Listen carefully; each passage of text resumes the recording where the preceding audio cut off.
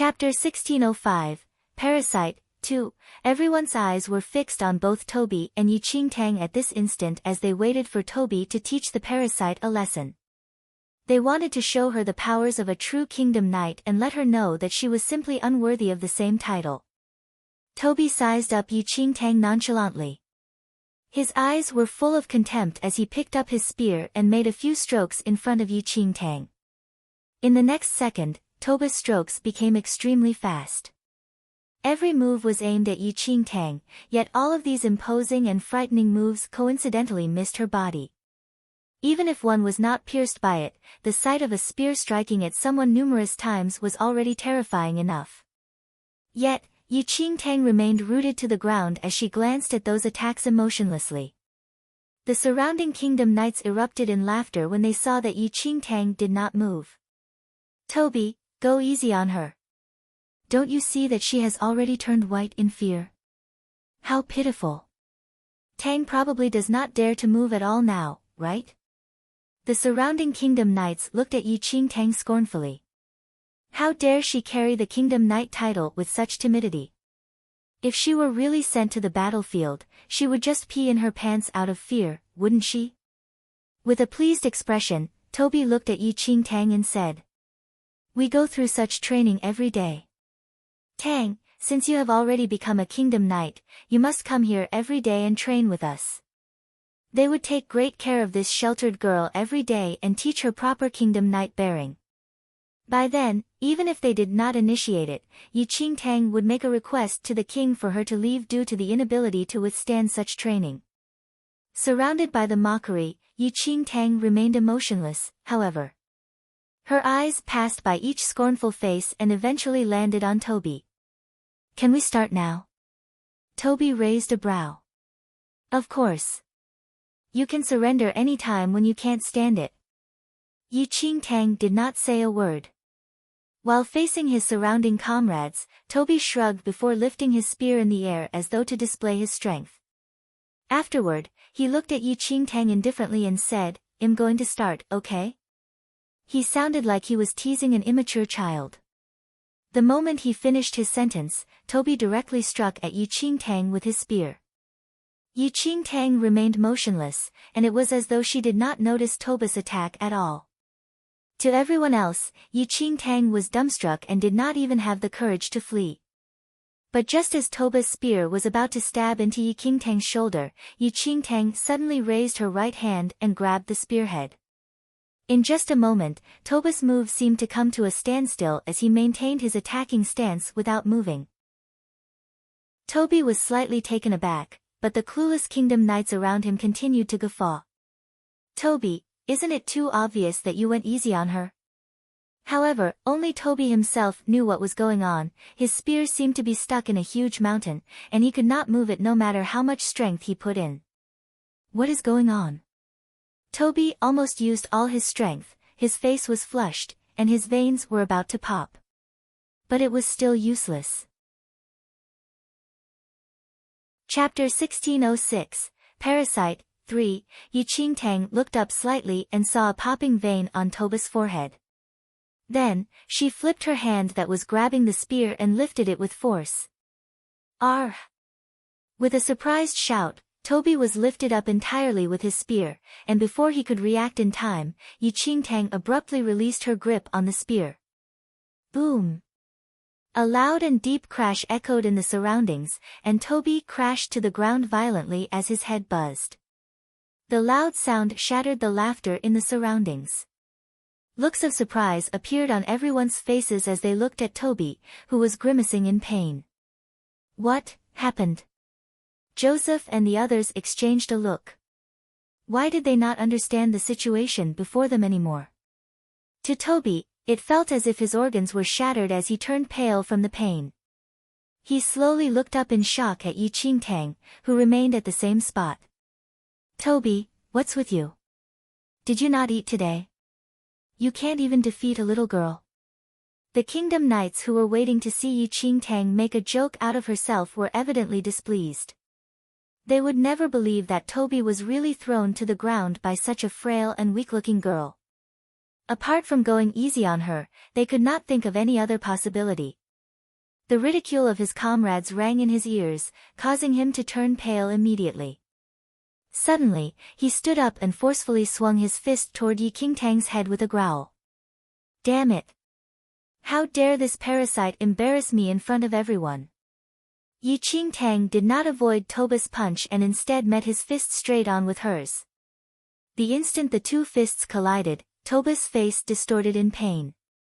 There was a sharp and crisp sound as a large force sent Toby flying away. Ah! Toby grabbed onto his fist as he retreated a distance.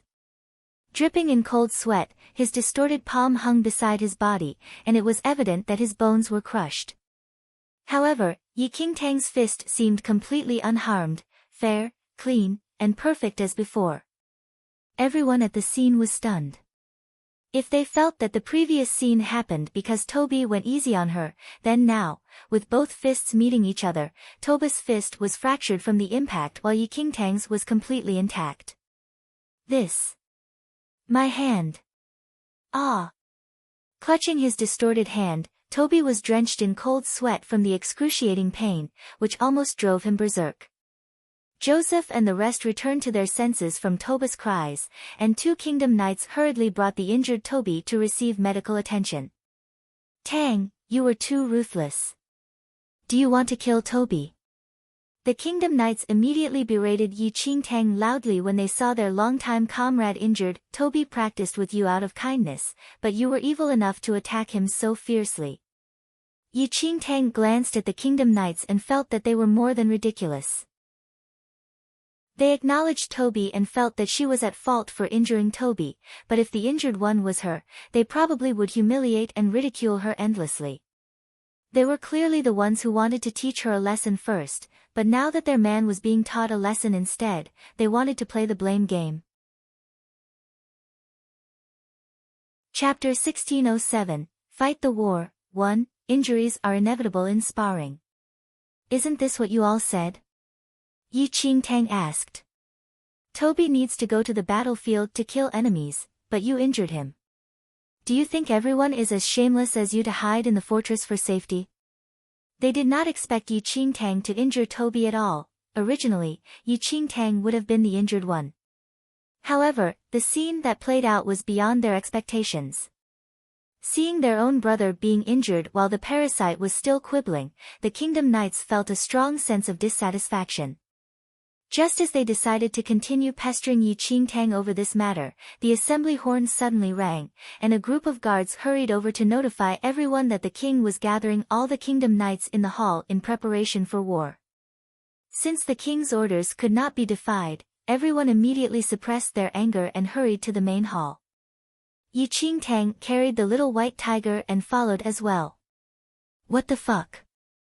I thought that I'd seen many shameless people already, but it turns out that I'm still so ignorant. How are they shameless? They're simply barefaced and brazen. Their own man couldn't defeat you, and they're even blaming it on you. The little white tiger witnessed the entire scene and was utterly shocked by the behavior of the group of kingdom knights.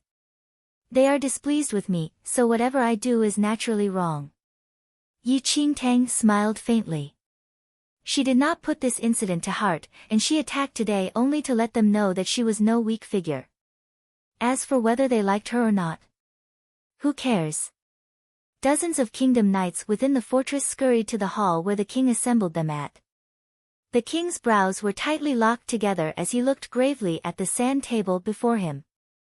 Then, he looked at the kingdom knights, the elites of their Supreme League kingdom, in the hall. The allied forces assembled an army of 500,000 outside our fortress. This time, the glorious Lion Knights are the vanguard. According to the information from our scouts, there are a few black witches concealed in the glorious Lion Knights troop. Apart from this, they also prepared 20 siege engines, and it seems that they are going to launch a fierce attack on our fortress. The king spoke slowly. Silence fell over the hall in a moment. When Yi Qingtang heard the glorious Lion Knights and Black Witches, she faintly guessed why the allied forces that were gathered outside the town suddenly withdrew their troops. She reckoned that they were urgently deployed to the front lines. The allied forces are fully prepared this time. I need you all to buy sufficient time, and I will not deploy many troops. Your goal is only to buy time. Understood? The war from the previous day had just ended, and the fortress' internal forces had yet to completely recover. They must buy enough time and wait for reinforcements to arrive. Is any one of you confident to lead the troops to an enemy retreat? The king scanned the knights at the scene. A few kingdom knights were about to reply, but Joseph suddenly shot them a look before stepping forward. Your Majesty, I have a suitable candidate. Who? The king said. Knight Tang, Joseph said emotionlessly, but he discreetly glanced at Yi Qingtang, who was at the back of the crowd. Chapter 1608, Fight the War, 2. The king was dumbfounded for a moment, but he recalled the new kingdom knight he conferred some time ago. The reason he granted Yi Qingtang the kingdom knight title was not because he acknowledged Yi Qingtang's skills but to boost the army morale. Yet, Joseph suddenly suggested letting Yi Qingtang fight the war and lead the army, and this caused the emperor to frown slightly. Joseph and the others had been dissatisfied with Yi Qingtang for a long time. Adding the fact that she just injured their fellow brother Toby, right now, they could not wait to send Yi Qingtang onto a battlefield with thousands of enemy forces and let her fend for herself. If the king required them to win against the allied forces, they would not joke about such a matter, but if it was only to buy time, there was nothing wrong with sending Yi Qingtang. Wasn't the so-called buying time just using lives to exchange for time? If the outcome was death, of course, the most suitable choice was to sacrifice the most useless parasite. The king hesitated as well. He currently needed some way to endure the first wave of attack, and they would only fight it out with the allied forces after the reinforcements arrived and joined in the war a while later. Your Majesty, we just sparred with Yi Qingtang on the field earlier on, and Tang is very skilled. I believe she came to the fortress and became a kingdom knight to attain glory for the kingdom. Your Majesty, why don't you give Tang a chance and let her display her ambition? In order to screw Yi Qingtang badly, Joseph recommended her strongly without scruples of going against his heart to praise her skills. The other kingdom knights shared the same thoughts and agreed that Yi Qingtang was the most suitable candidate for this war without Joseph having to tell them anything. The little white tiger made a gagging action when it heard this group of people echoing off each other. They're really going all out to screw you this time. Yi Qingtang did not utter a word. After remaining silent for a while, the king suddenly said, Tang, are you confident you can fight this war? Everyone at the scene was very clear that buying time was basically throwing one's life away. In order to retain their strength, it was impossible to deploy too many forces as the king naturally also wished to retain his elite forces. The moment the king spoke, everyone's eyes landed on Yi Qingtang, and Joseph and the others looked at her in a satirical manner. Yi Qingtang walked forward slowly under everyone's watch. Your Majesty, I am willing to fight the war. Smiles filled Joseph's eyes instantly. Very well. The king nodded in satisfaction and immediately deployed 10,000 soldiers to fight along Yi Qingtang. Yi Qingtang received the order and made the necessary preparations at once. Meanwhile, Joseph and the rest left the hall in smiles as they looked at Yi Qingtang like she was a dead person. She's so bold to accept it. Is she really treating fighting a war as playing house? She has not even been on a battlefield before. What does she know? Over the past few days, she hid behind us and enjoyed herself for a long time. It's time for her to know the cruelty of war. 10,000 against 500,000. I think her entire corpse won't even be found. Who cares how she dies? Just a while longer, and the reinforcements will arrive. By then, we will lead the troops and fight our way out. The kingdom knight chatted and roared with laughter. In their eyes, Yi Qingtang was just an ignorant fool, and leaving the city to fight the war now was just welcoming death. Chapter 1609, Fight the War, 3. All of them were looking forward to the disappearance of this parasite. However, they did not know that what they did was far from throwing Yi Qingtang into a pit of fire, rather, they were providing her some timely help. During this period of time, Yi Qingtang had been troubling over the absence of a chance to go to war, but these knights joined forces to solve her troubles. Ultimately, Yi Qingtang really wanted to thank their kindness. Yi Qingtang headed to prepare immediately after receiving the orders, while the 10,000 soldiers who were called to fight the war, as though they heard the death knell, had haggard expressions and seemed to be filled with despair. Any soldier who had fought in a war before knew what kind of hopeless situation they were going to face should they fight with such a disparity in numbers. Furthermore, when they saw that their leading kingdom knight was actually a petite teenage girl, their despair intensified, and they almost broke down. The powerful Joseph and other knights were not even fighting this war, yet a little kingdom knight, who God knows popped out from where, was sent instead.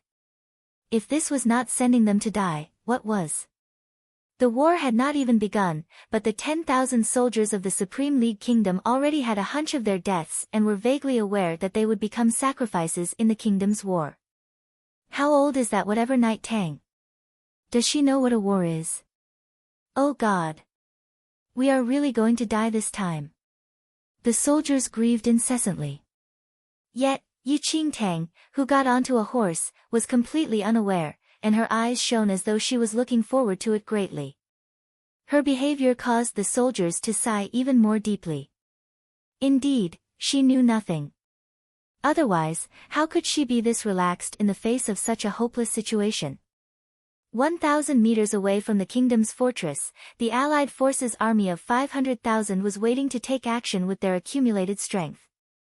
Before the fortress gate was opened, the cheers of the Allied forces outside rang loudly like roaring thunder, sending chills down the spines of the 10,000 soldiers who could not even hold their weapons without trembling. Joseph and the rest had already stood at the city wall of the fortress a long time ago, and they were alarmed by the sight of the 500,000 soldiers. That is the war flag of the glorious Lion Knights. Joseph frowned instinctively when he saw a war flag of a fierce lion in the enemy troops. There's going to be a good show. With the glorious Lion Knights in the war, Tang probably will not even last an hour with those 10,000 soldiers, said another kingdom knight. His Majesty has already made backup plans. If there isn't enough time, another troop will replace them, Joseph said. Evidently, no one treated the troop of 10,000 soldiers seriously, and they all the more did not treat Yi Qingtang seriously either. They felt that Yi Qingtang was a complete good-for-nothing who would not even be capable of buying time. The horn rang suddenly, and the gate of the kingdom's fortress opened. Equipped with armor, Yi Qingtang took the lead and charged out of the fortress on a horse. Meanwhile, the 10,000 soldiers behind her felt their legs wobble as fear engulfed them instantly after seeing the Allied forces' 500,000 men troop. This was it. They were really dead this time. Such few of them were not even enough to be an appetizer for the Allied forces. A 50 times difference in military strength? Apart from God, who else could win such a war? After the 10,000 people exited the fortress, the gate was shut instantly, completely crushing their last hope of escaping. Chapter 16:10, Don't Move If You're Scared. 1. Of course, the Allied forces saw the 10,000 soldiers emerging from the kingdom fortress. The Allied forces roared with laughter when they saw their pathetic military strength. 10,000 men. Is the Supreme League Kingdom joking?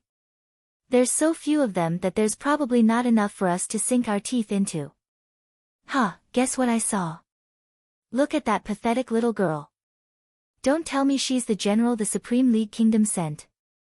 The Supreme League Kingdom must really be short of people if they're sending a little fellow like that out to die.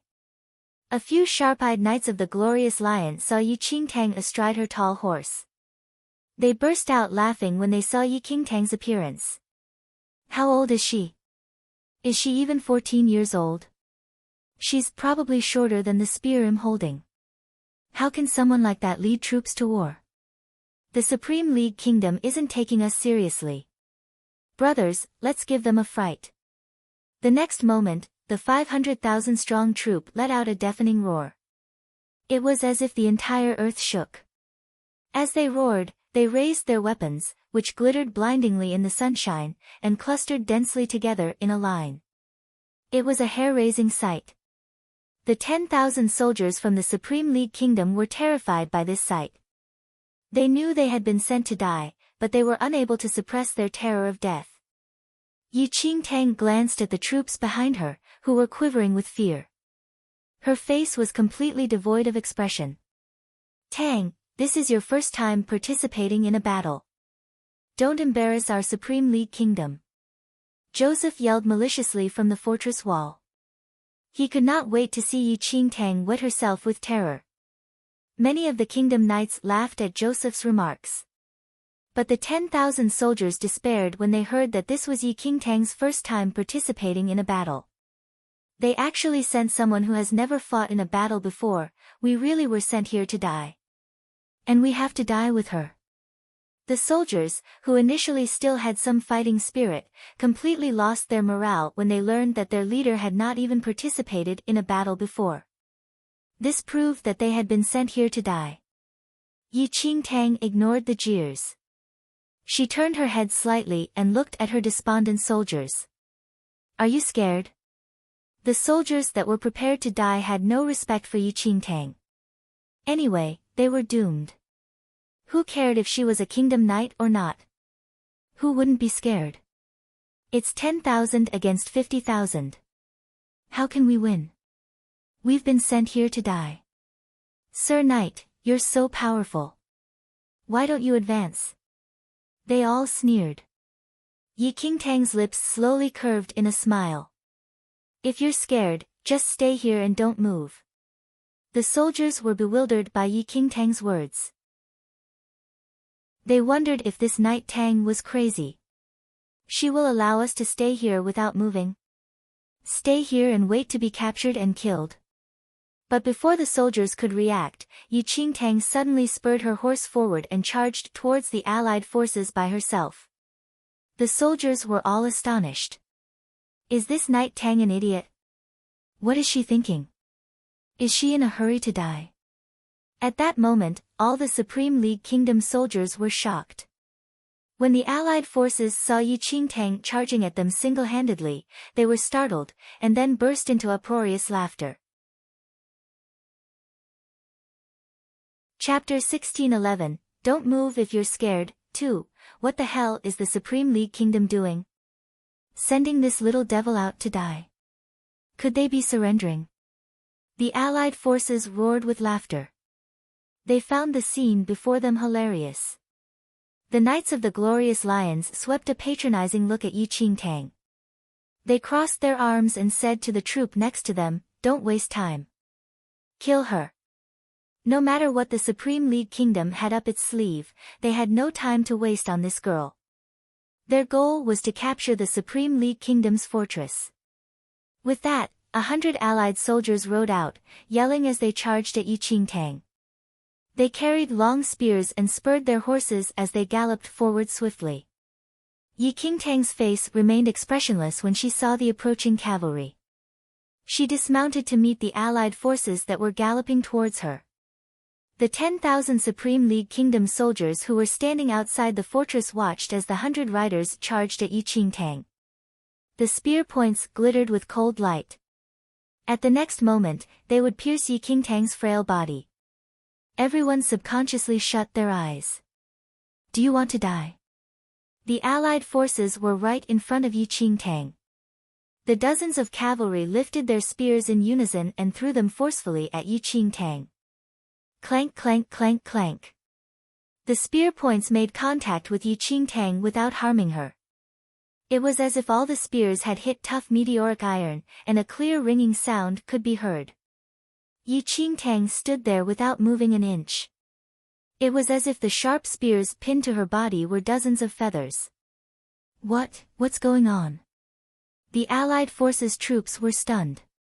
They looked at the spears in their hands and thrust them forward with all their might, but they could not penetrate Yi Qingtang's skin at all. It was as if they had hit a rock.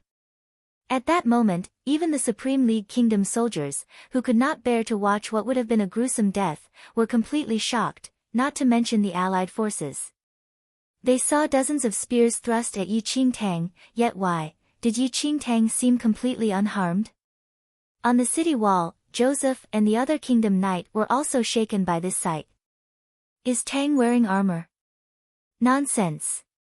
What kind of armor can withstand the spears of the glorious Lion Knights? The spears of the glorious Lion Knights were all specially forged. It was no exaggeration to say that they could cut through metal like paper. They could even easily cut through a thick steel plate. Could this Yi Qingtang's body be harder than a steel plate?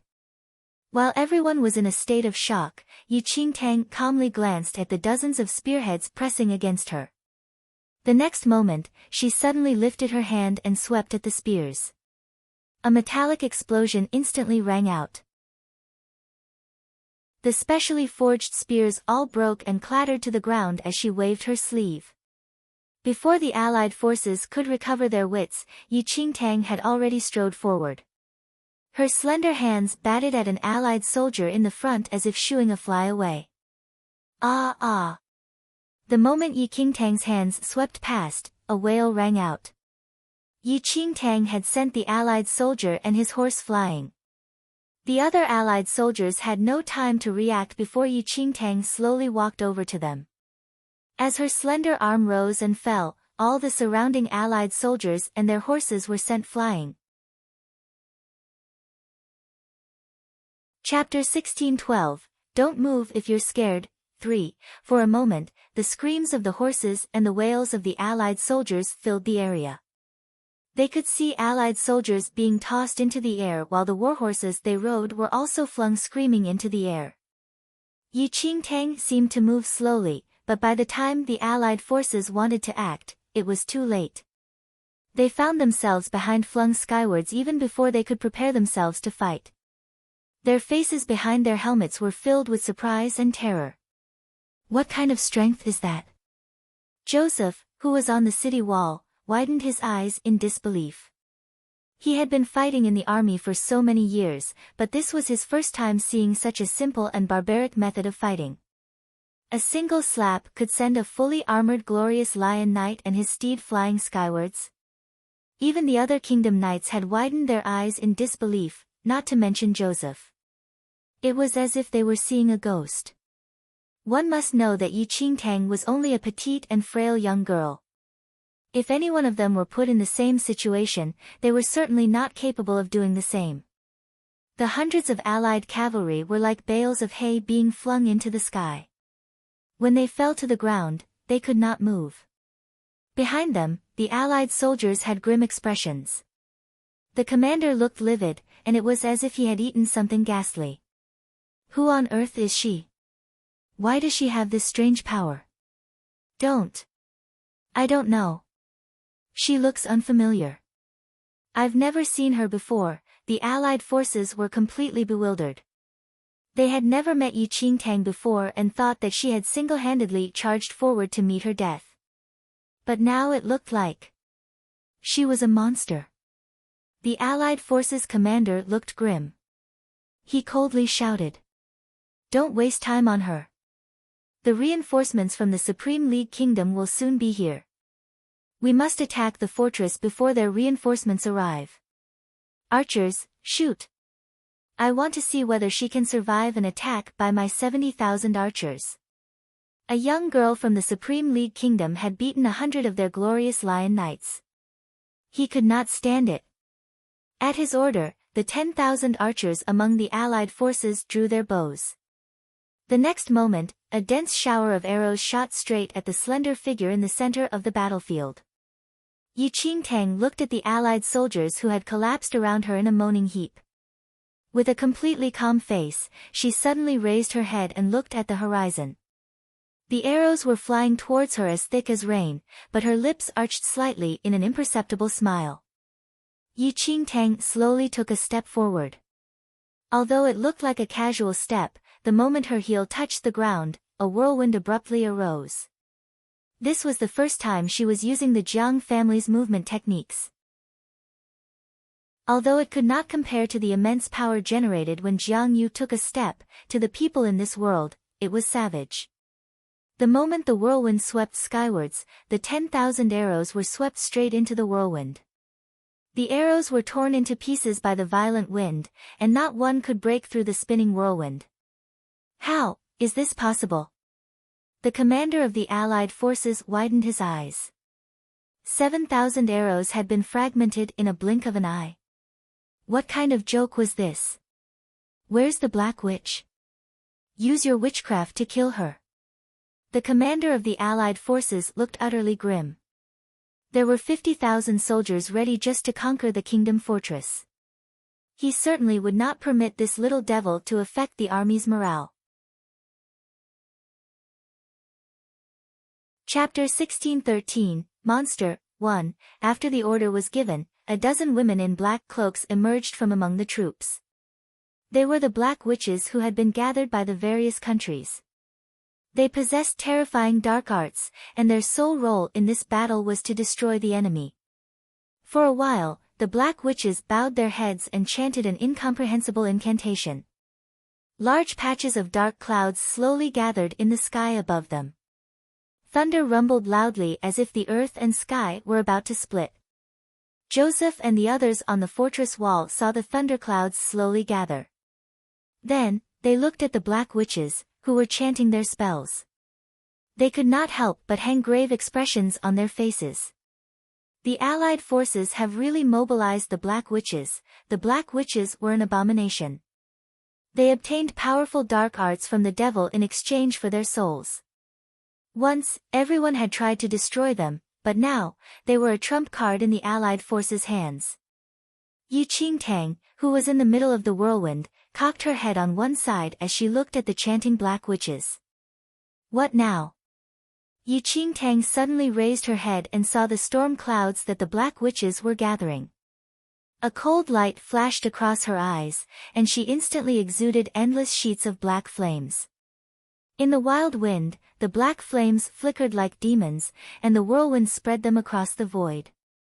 The black flames in the void instantly gathered to form a huge black phoenix, which spanned 100 meters. The call of the phoenix cut through the air.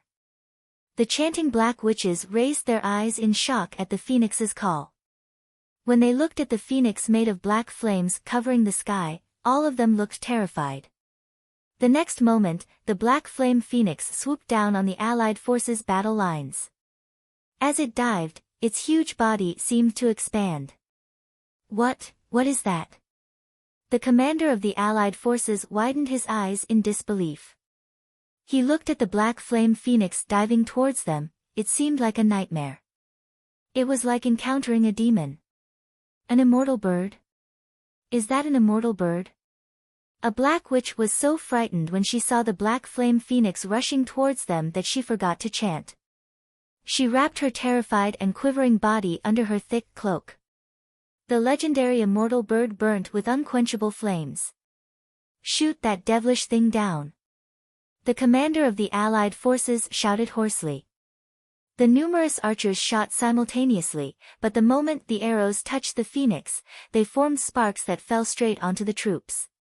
Everyone who came into contact with the black flames was instantly engulfed by flames. No matter how they rolled or tried to beat it out, they could not extinguish the flames. The black flames spread swiftly like wildfire through the neatly arrayed rows of the 500,000-strong army. Wails rose and fell throughout the Allied camp. As the black flame phoenix dived downward and passed over the area, the entire place was burnt to ashes. At that moment, Joseph and the others who were standing on the city wall goggled at the sight.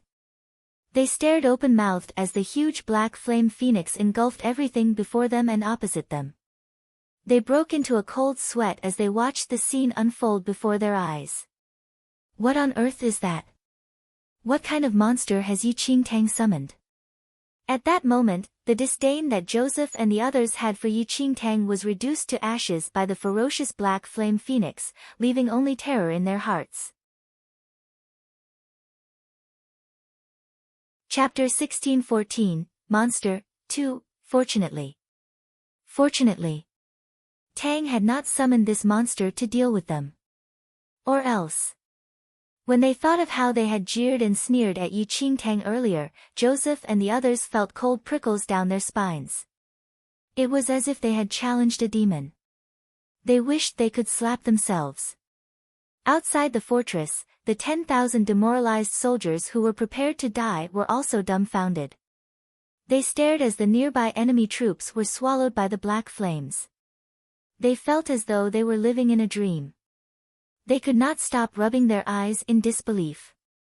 Previously, they felt that His Majesty the King was forcing them to their doom by sending this young girl who had never been on the battlefield. But they had not thought that. She was not a young girl.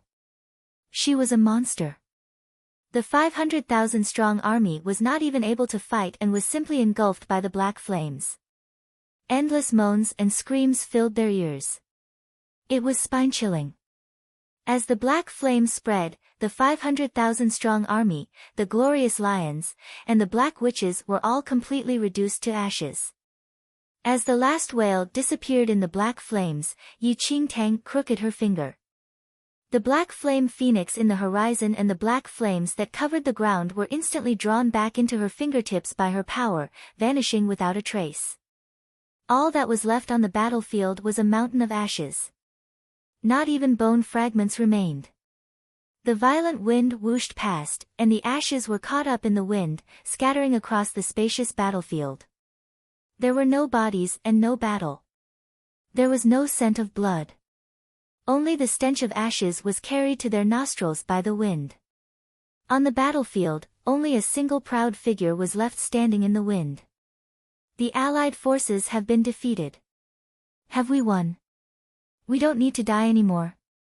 Someone in the 10,000-strong troop suddenly grasped this crucial point. Amidst the shock, his despair gradually dissipated and was replaced by the wild joy of survival. We've won.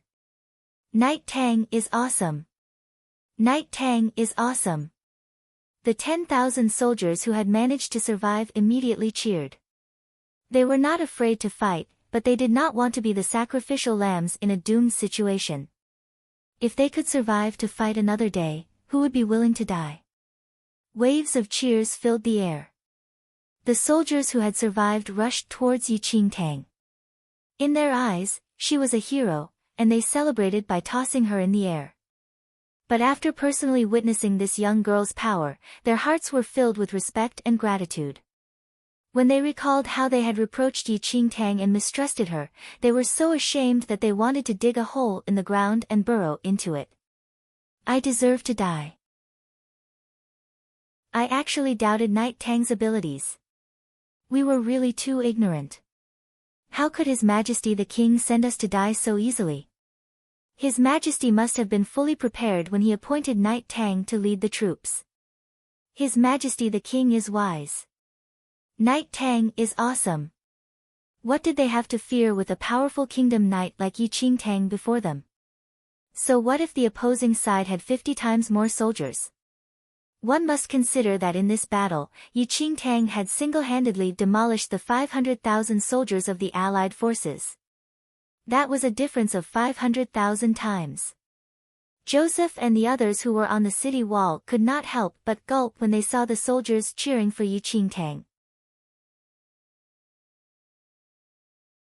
Chapter 16:15, Monster 3. They had allowed Yi Qingtang to fight because they wanted to embarrass her and hoped she would die on the battlefield. But now, as they looked at the Allied forces that were reduced to a pile of ashes, all they could think of was how they could quickly think of a way to mend their relationship with Yi Qingtang. Otherwise, they might also become a heap of ashes. It was not just Joseph and the other Kingdom Knights who were thinking like that. Even the other Supreme League Kingdom soldiers who stood on the city wall to watch the battle were now in inward turmoil. When they saw the 500,000-strong Allied troops, they were prepared to defend the fortress to the death. But no one expected that the Allied forces would be completely exterminated without them even touching the fortress wall. As they looked at Yi Qingtang's figure, the morale of all the soldiers in the Supreme League Kingdom rose. She was so powerful, and she came from their country and was a Kingdom Knight. An unprecedented sense of security arose in their hearts. At the same time, a door at the other end of the fortress slowly opened.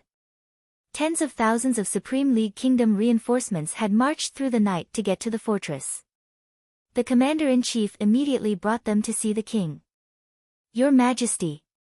The commander of the reinforcements bowed to the king. When the king saw the commander of the reinforcements, his eyes flickered. A hint of a smile appeared in his eyes, which had been looking grim for a long time. "You're just in time. The 500,000 soldiers of the Allied forces are outside the fortress. I have already sent men to buy you some time. You must immediately prepare for battle." The king had felt anxious when he sent Yi Qingtang out to fight and buy time. He was worried that Yi Qingtang would die in battle before she had bought enough time and that the Supreme League Kingdom's fortress would face a devastating blow before the reinforcements arrived. But now, there still was no news from the front that Yi Qingtang had lost the battle.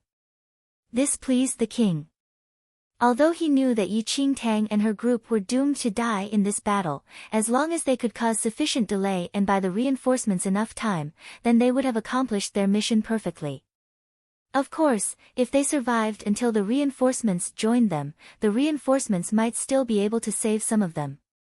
If possible, the king did not wish to sacrifice his troops like that. However, the circumstances forced his hand. "I will go and make preparations. What is the situation at the front? I need to know so I can better prepare for the battle," the commander of the reinforcements said. The king nodded and summoned a soldier to question him about the fighting at the front. "Your Majesty, Knight Tang has achieved a complete victory. She is about to lead her troops back to the fortress." The soldier who arrived with the news looked delighted. "What?" The king, who was about to reorganize his troops and strike back at the Allied forces, was stunned. "Knight Tang achieved a complete victory? What do you mean by that?" "Knight Tang won.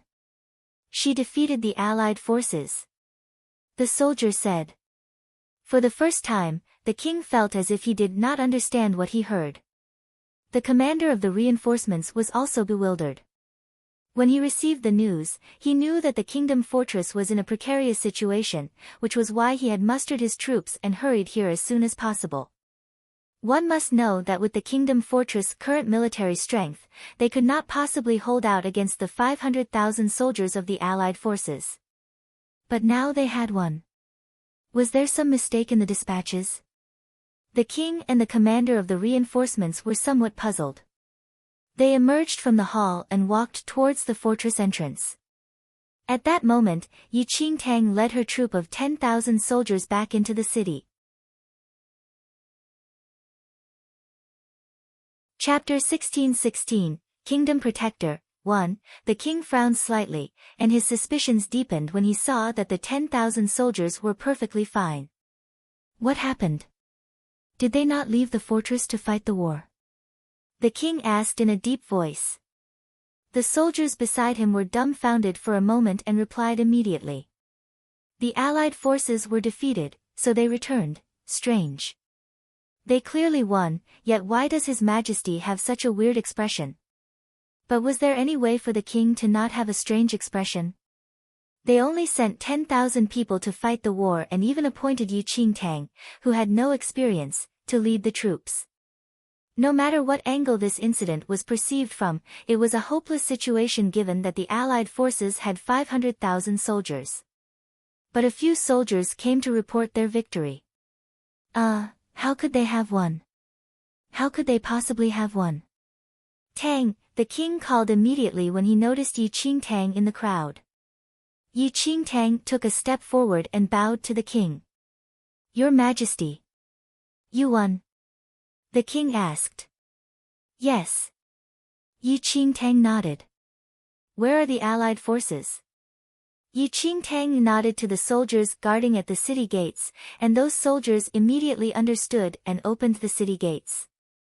Seeing that the soldiers actually opened the fortress gates so easily during a war, the commander of the reinforcements had a serious expression and wanted to stop them, but it was already too late. As the fortress gates opened slowly, the boundless plain entered everyone's sight. There was no trace of the Allied forces. The Allied forces withdrew their troops. The commander of the reinforcements asked in confusion. Yi Qingtang shook her head. They're right here. What? The commander was at a loss, and a look of dissatisfaction emerged in his eyes as he sized up the girl before him. Where did this brat come from to cause trouble here? Yi Qingtang smiled without saying anything. Joseph and the other kingdom knights rushed down from the city wall and to the king, whom they kneeled to pay respects. Your Majesty, Tang, is saying the truth. The allied forces are right here. The king frowned slightly. There was not a single person outside the fortress. Where were the allied forces? Your Majesty, the 500,000 soldiers of the allied forces are burned into ashes and are blown everywhere. Joseph mustered his courage to report as he secretly took a look at Yi Qingtang when he spoke. He prayed that Tang could forgive their past ignorance. As calm as the king was, he could not help but widen his eyes at this moment. Then, Joseph and the rest vividly reported to the king the entire process about how Yi Qingtang killed 500,000 soldiers of the allied forces in a second by herself. The king's expression changed drastically, and he looked at Yi Qingtang in astonishment in great contrast to his past half-hearted attitude. The commander of the reinforcements felt his eyes almost popping out. A single person annihilated 500,000 soldiers, including the glorious Lion Knight's trump card and numerous black witches. What kind of joke is this? The king and the others did not dare to believe it easily, but they had incredibly amusing expressions when they saw the ashes of the allied forces, which the soldiers brought back. 500,000 soldiers were really burned into a pile of ashes by Tang herself. Currently, the commander of the reinforcements no longer looked down on Yi Qingtang. He swallowed his saliva secretly as he looked at the petite girl and mumbled. Your Majesty. Could it be that she is the kingdom protector we have been waiting for years? Chapter 16-17, Kingdom Protector, 2. The commander of the reinforcements spoke very softly so that only he and the king could hear. The king's expression changed. But before the king could take his next move, there was an uproar within the fortress. A group of prisoners of war from the allied forces suddenly escaped from the fortress prison and were in a battle with the Supreme League Kingdom soldiers in the fortress. The king's expression darkened immediately, and he ordered people to suppress them. There were only about 100 prisoners of war, and they were subdued very quickly and were brought to the king. Under intense interrogation, the prisoners of war who escaped finally revealed the truth. The allied forces planted spies in the kingdom's fortress and prepared to release all of them from the fortress prison when the 500,000 soldiers attacked, so as to coordinate a pincer attack and annihilate the entire Supreme League kingdom. These prisoners of war kneeling before the king were the first group of people who were released. Spies. The king's expression darkened to the extreme. Without any warning, he unsheathed the sword hung on the waist of the commander of reinforcements and chopped off the head of a prisoner. Send my orders down. Kill all the prisoners of war in the fortress. There was no emotion in the king's voice, but what he said sent chills down everyone's spine. After such a long war, there were thousands of prisoners of war from the allied forces, and they were all locked in the kingdom's fortress. It was a rule of this mainland to not kill any prisoners of war during a war. Your Majesty, less than 1% of those prisoners of war know about this information. Many of them are innocent, a high-ranking military officer said as he could not bear to see such a sight. However, before he could finish his sentence, the sword in the king's hand slashed the officer's neck. Blood spouted everywhere like a fountain, and the military officers who still wanted to persuade the king immediately kept their mouths shut. Their king was never a compassionate ruler. He was a true cold-blooded emperor who resorted to any means in order to achieve his goal, and all lives were insignificant to him. Just like his ambition to annex the entire mainland. No one dared to question the king's orders anymore. Large groups of soldiers surged into the prison, and in no time, piercing shrieks echoed in the air. The smell of blood emanated from the prison, and it was so strong that it was nauseating. The cries of thousands of prisoners of war did not result in any sympathy nor remorse on the king's face. He simply tossed the sword to the commander of the reinforcements and turned to look at Yiqing Tang. Tang, follow me to the hall. Yiqing Tang was emotionless as she looked at the king who killed thousands of people with just an order. Then, she moved her legs and headed to the main hall with the commander of the reinforcements. As the king looked at Yiqing Tang in the hall, a smile suddenly appeared on his gloomy face. Kingdom Protector, I've been waiting for you for a long time. The king did not care about the deaths of thousands of people and was more concerned about the Kingdom Protector. Among the various kingdoms, a powerful protector would always appear at a certain timing. It was said that those protectors were guided by the gods to protect the balance among the kingdoms. They possessed extraordinary abilities and were collectively called the Kingdom Protector. Chapter 1618, Kingdom Protector. 3. Kingdom Protectors kept watch in many nations, but the Supreme League Kingdom's Kingdom Protector never appeared. This brought the king great anxiety, but fortunately, there had long been a rule that Kingdom Protectors were not allowed to participate in wars between nations. It was exactly for this reason that the Supreme League Kingdom could last this long against the allied forces. Otherwise, they simply had no hope of winning if the Kingdom Protectors of other kingdoms joined the war. However, with the reminder from the commander, the king realized that their Kingdom Protector may very well have appeared. And she was standing right before them at this very instant. The king recalled Joseph's recount of how Yiqing Tang fought the allied forces and increasingly felt that Yiqing Tang was the protector of the Supreme League Kingdom. There's no doubt. In the entire mainland, who else apart from a Kingdom Protector could eliminate 500,000 soldiers by herself? And more importantly, Kingdom Protectors will never abandon their kingdom. Your Majesty, I've made you wait for a long time. Yiqing Tang naturally went along with the king's discourse. Yiqing Tang did not know what exactly a Kingdom Protector was, but she clearly sensed the king's change in attitude. The smiling king before her was completely different from the cold-blooded ruler who ordered the deaths of thousands of people just a while ago. Nevertheless, while she did not know what a Kingdom Protector was, it seemed to be someone who protected this nation from its name, and this coincided with the mission the god of nature gave her. The king nodded in satisfaction. The commander of the reinforcements was astonished and delighted. The Supreme League Kingdom finally had their own Kingdom Protector. However, the commander of the reinforcements suddenly thought of something, and he looked at the king as though he wanted to say something. At the thought of the military officer who was beheaded for persuading the king, the commander eventually did not voice his worries. It was a good thing that Yiqing Tang was the protector of the Supreme League Kingdom. However, according to the mainland's convention, Kingdom Protectors were not allowed to participate in wars unless the enemy country invaded the kingdom's capital. However, Yiqing Tang killed 500,000 men of the allied forces earlier on. If this news of this incident spread, yet another disaster would probably hit this mainland. The commander's worries were not unfounded. News of the annihilation of the allied forces' 500,000 soldiers spread across the mainland very quickly. 500,000 elite forces were wiped out in less than half a day, and not a single corpse was left. This was definitely not achievable by normal military troops. Apart from the Kingdom Protector, who else could possess such formidable powers? Not long after Yiqing Tang annihilated 500,000 soldiers, the king of the Manza Kingdom personally visited the Supreme League Kingdom's fortress. The Manza Kingdom possessed the greatest military strength on this mainland. In this war that almost enveloped the entire mainland, the Manza Kingdom maintained a neutral position from the start and never took part in it. The Supreme League Kingdom had the strongest military, but in terms of military strength, it was far behind that of the Manza Kingdom.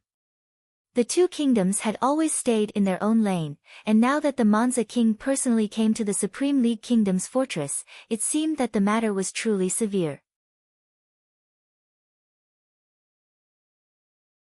Chapter 1619, Kingdom Protector. 4. The Supreme League King was emotionless as he watched the magnificently dressed Manza King walk in. On the other hand, the Manza King was full of smiles. "Old friend, I heard that the Supreme League Kingdom's protector appeared. The Manza king spoke to the point after exchanging a few polite remarks. Upon hearing that, the Supreme League king frowned discreetly, and his eyes swept past Yi Qingtang. The Manza king sharply sensed the Supreme League king's line of sight and immediately looked at the petite girl in the main hall. This is the Supreme League Kingdom's protector, right? She's actually so young.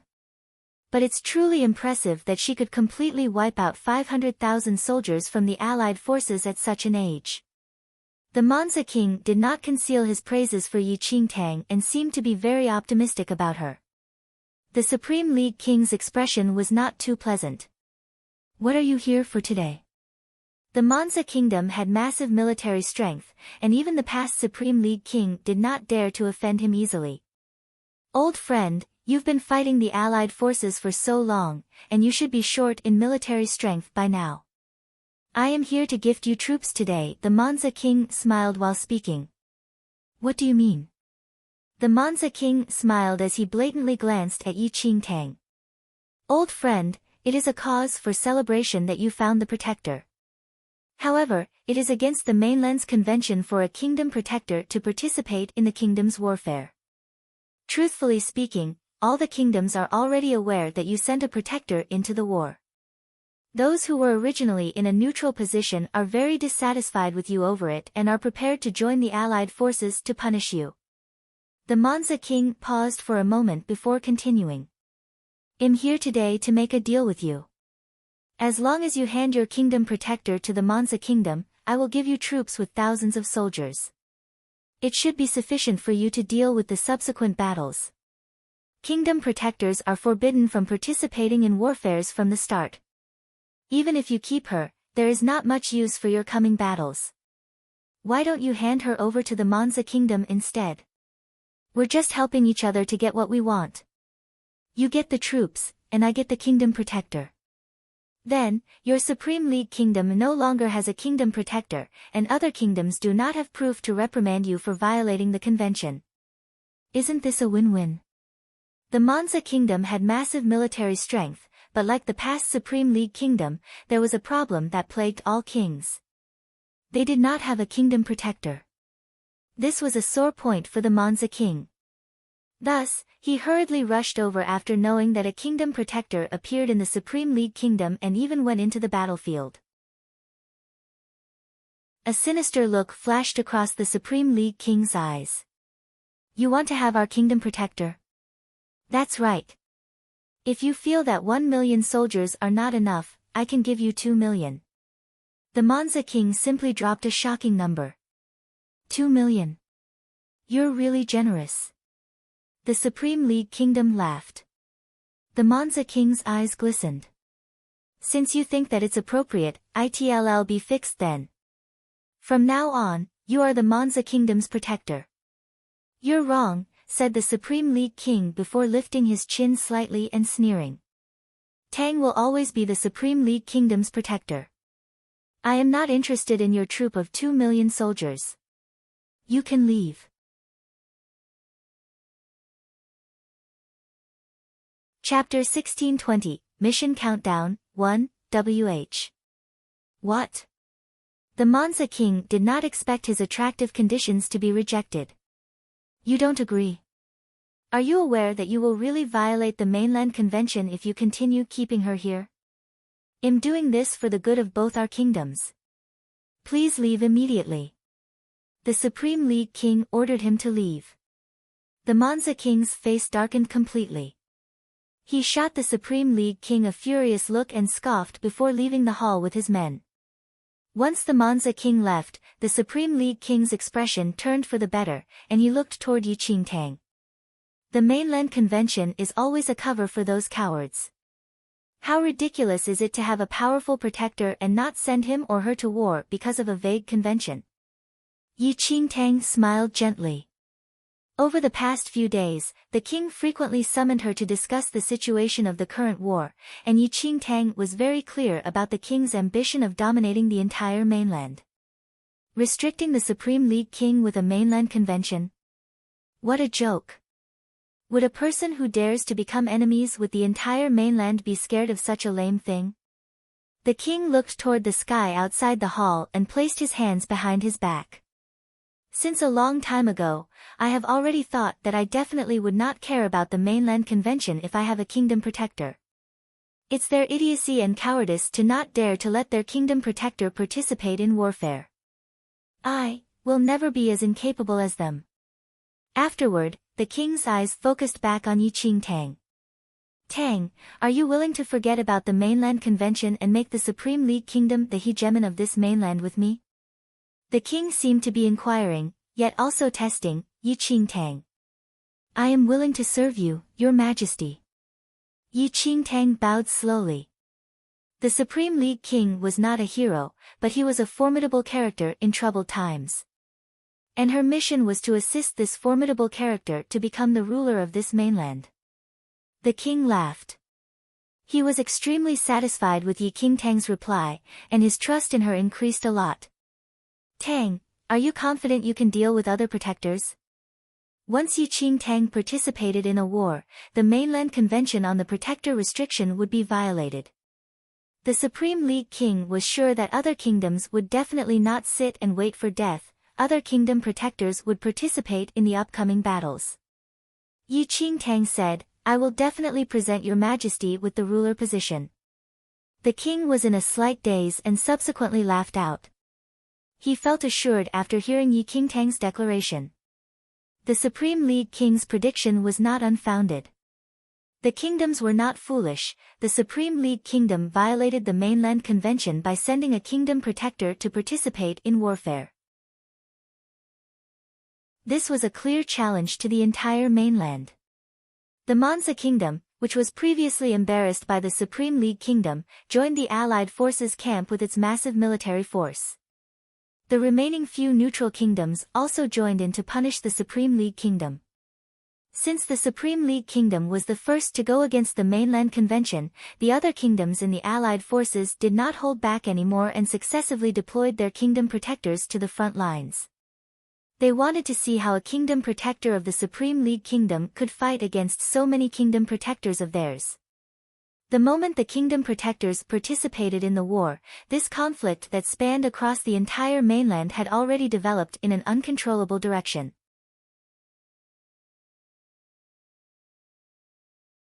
Chapter 1621, Mission Countdown, 2, Dark clouds gathered in the sky, and sand swept in along with the wind.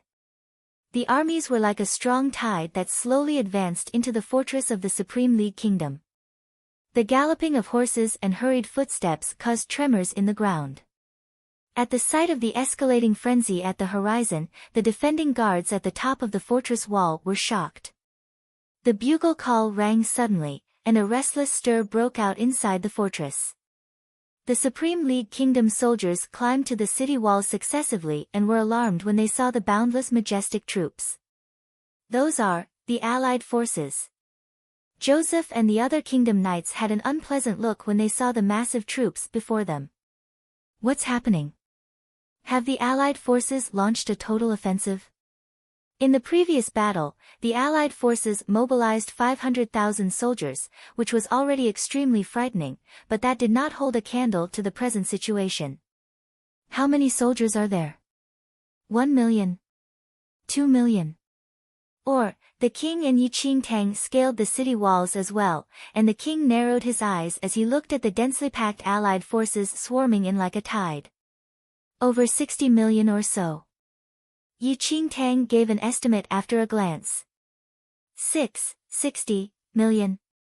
The kingdom knight's eyes popped wide open in disbelief when they heard this unbelievable figure.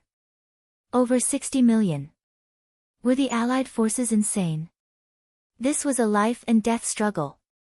The Supreme League Kingdom only had about 7 million soldiers in the prime of its military strength, and after all the battles it went through, it only had less than 3 million soldiers left.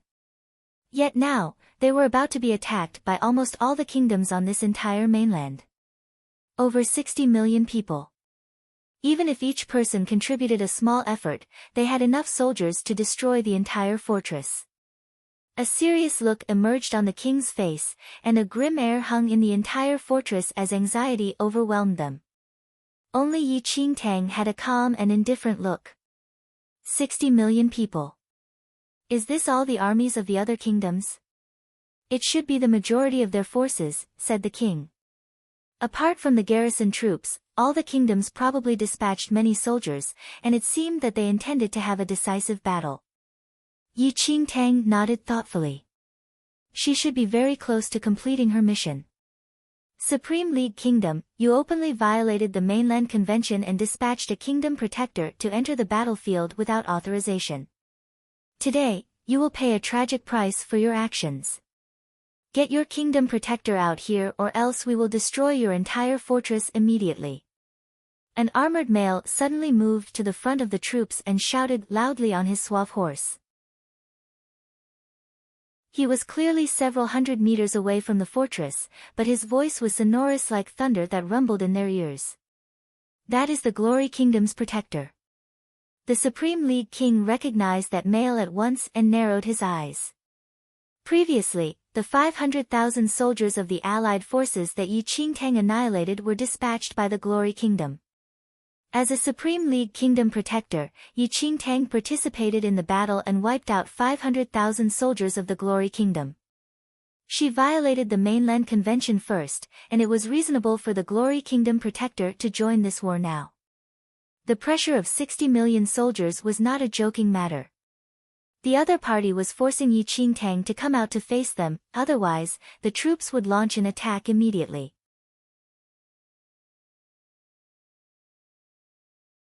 Chapter 1622, Mission Countdown, 3, Tang, the Kingdom Protector of the Glorious Kingdom is very formidable. It's said that he can control the land and cause landslides and crack the ground with his bare hands. Are you confident that you can beat him? The Supreme League King did anticipate the enemies to send their kingdom protectors, but the one from the Glorious Kingdom was considered rather powerful out of all the kingdom protectors. Yi Qingtang smiled briefly and gave the Supreme League King a comforting look. Don't worry, Your Majesty. Afterward, Yi Qingtang leaped up and flew toward the battleground from the tall fortress. At this instant, everyone in the Supreme League Kingdom was overwhelmed with anxiety. Meanwhile, the allied forces were calm. In reality, the Glorious Kingdom Protector was not the only kingdom protector who was dispatched. However, he had a famous teacher and could fight in the war while the other protectors were constrained by the mainland convention and could not strike directly.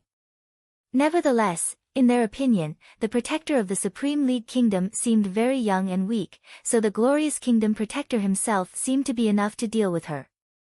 The Glory Kingdom Protector raised a brow in contempt as he looked at the girl who flew toward him. Are you the Supreme League Kingdom Protector? That's right, replied Yi Qingtang. Ha! Great!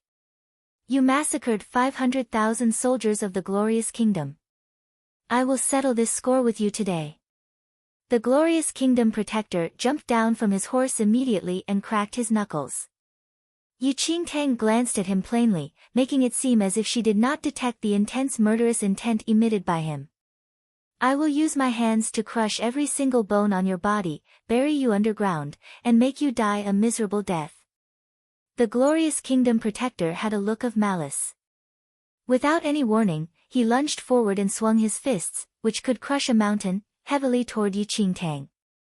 With a loud bang, the Glorious Kingdom Protector swung his fist toward Yi Qingtang's shoulder. However, rather than piercing through Yi Qingtang's flesh, his fist seemed to have hit an extremely sturdy block of diamond. Full of crap.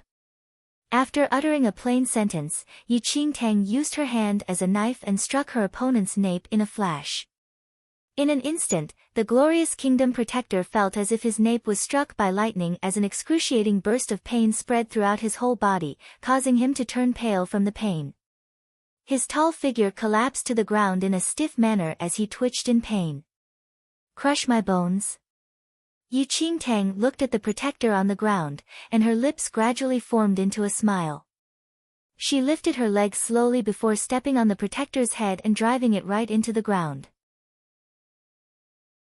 In an instant, blood spouted everywhere, and the protector's head was crushed by Yi Qingtang's step. Control the land? Yi Qingtang definitely did not feel that this person had such an ability. Perhaps he did, but, in front of Yi Qingtang, his skills were so weak that he did not even have the chance to display his unique abilities. Currently, Yi Qingtang was only thinking of completing the mission as soon as possible and exchanging treasures using her points. Obviously, she did not have the time and mood to continue being entangled in this world.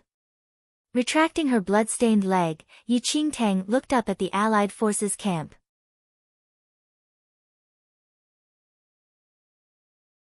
Chapter 1623, Mission Countdown, 4. At this instant, both camps on the battlefield were dumbfounded by the scene before them. What is going on? The glorious kingdom protector died, just like that? How can this be? Even if the Allied forces took into account that Yi Qingtang was not as weak as she appeared, she should not be strong to the extent that she could kill a kingdom protector with a strike and a kick, right? The Supreme League King's initial worries completely vanished upon witnessing the scene, and he looked at Yi Qingtang with deep admiration. In the Allied forces, the Monza King witnessed Yi Qingtang's formidable powers and felt his lips twitch.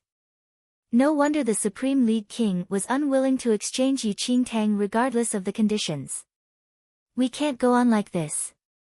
The Supreme League Kingdom initiated the war and violated the Mainland Convention. If we still insist on upholding the Mainland Convention and forbid the Kingdom Protectors from joining the war, who will stop the Supreme League Kingdom's ambitions? The Monza King suddenly spoke and persuaded the other kings in the Allied forces. Only Kingdom Protectors could contend with a Kingdom Protector. Although they brought over 60 million soldiers, they would still suffer great losses even if they managed to conquer the Supreme League Kingdom fortress should they not eliminate Yi Qingtang first. The various kings who initially took into account the Mainland Convention were completely wavering after witnessing how Yi Qingtang killed the glorious Kingdom Protector in a second.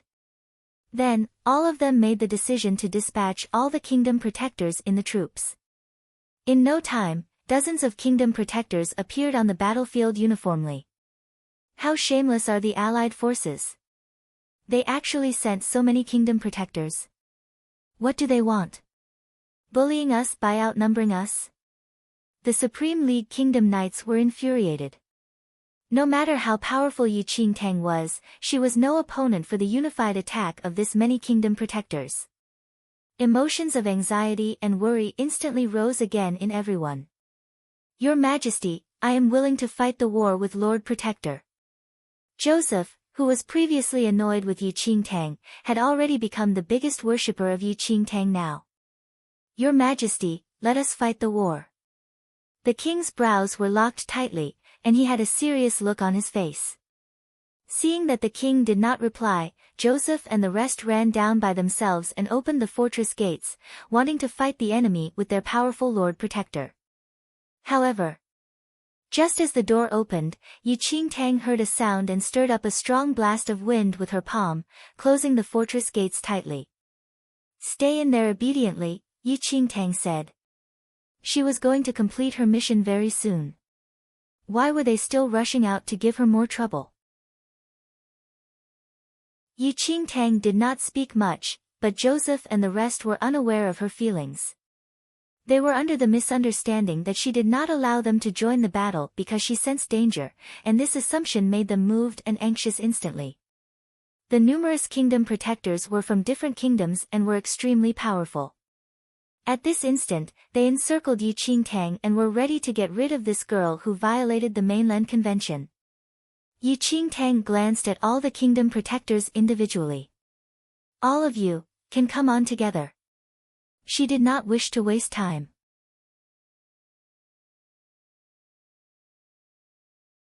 Chapter 1624, Mission Countdown, 5. Yi Qingtang's words left all Kingdom Protectors stunned.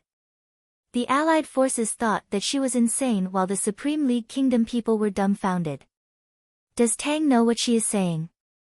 Those Kingdom Protectors exchanged a look, and they caught sarcasm and ridicule in each other's eyes. Never had they seen such a shameless person before. Did she think she was a god just because she won against a Kingdom Protector? However, They would not go easy on Yi Qingtang right now. As long as Yi Qingtang died, the Supreme League Kingdom definitely would be unable to defend against the Allied forces' troops, and they would attain the final victory. Almost in an instant, the kingdom protectors surrounding Yi Qingtang began to take action. Light glowed around them, and a powerful aura swept across the entire place like a strong torrent. Everyone in the fortress could sense the immense power and was extremely worried for Yi Qingtang, who faced her opponents alone. Too careless. How can Tang be so arrogant? No matter how powerful she is, it's impossible for her to be the opponent of so many kingdom protectors combined. The soldiers of the allied forces were all smiling. They were waiting.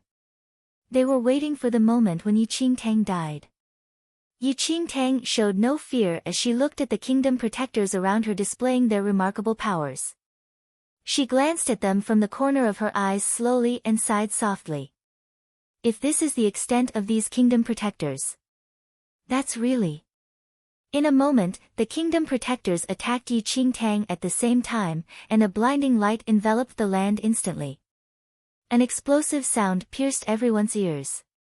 Due to the bright light, no one could see where Yi Qingtang was, and they could only strive to open their eyes and attempt to look for a trace of her shadow. Just as everyone thought that Yi Qingtang would definitely die, a slender figure suddenly leaped out from the bright light. Those kingdom protectors thought that Yi Qingtang had already died from the joint attack when they suddenly felt a powerful aura above their heads. They looked up instinctively, only to see Yi Qingtang floating in the sky and towering over them emotionlessly. In the next second, Yi Qingtang moved her leg in the air slightly. It was a slow and elegant move, but the moment her leg landed, black flames suddenly appeared from beneath her foot. The black flames spread in the surroundings wildly and flooded down to the ground like huge splattering waves. In no time, those aggressive kingdom protectors were completely engulfed by the endless black flames. The light glowing on their bodies gradually vanished from the black flames.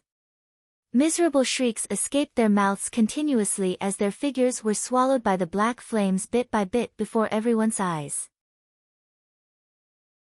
As if they had fallen into a vast ocean with no way of breaking free, they had no room to resist. The scene left everyone utterly dumbfounded. They felt their hair stand as they watched numerous kingdom protectors, the symbol of the greatest power of a kingdom, being engulfed by the black flames and heard their plaintive cries.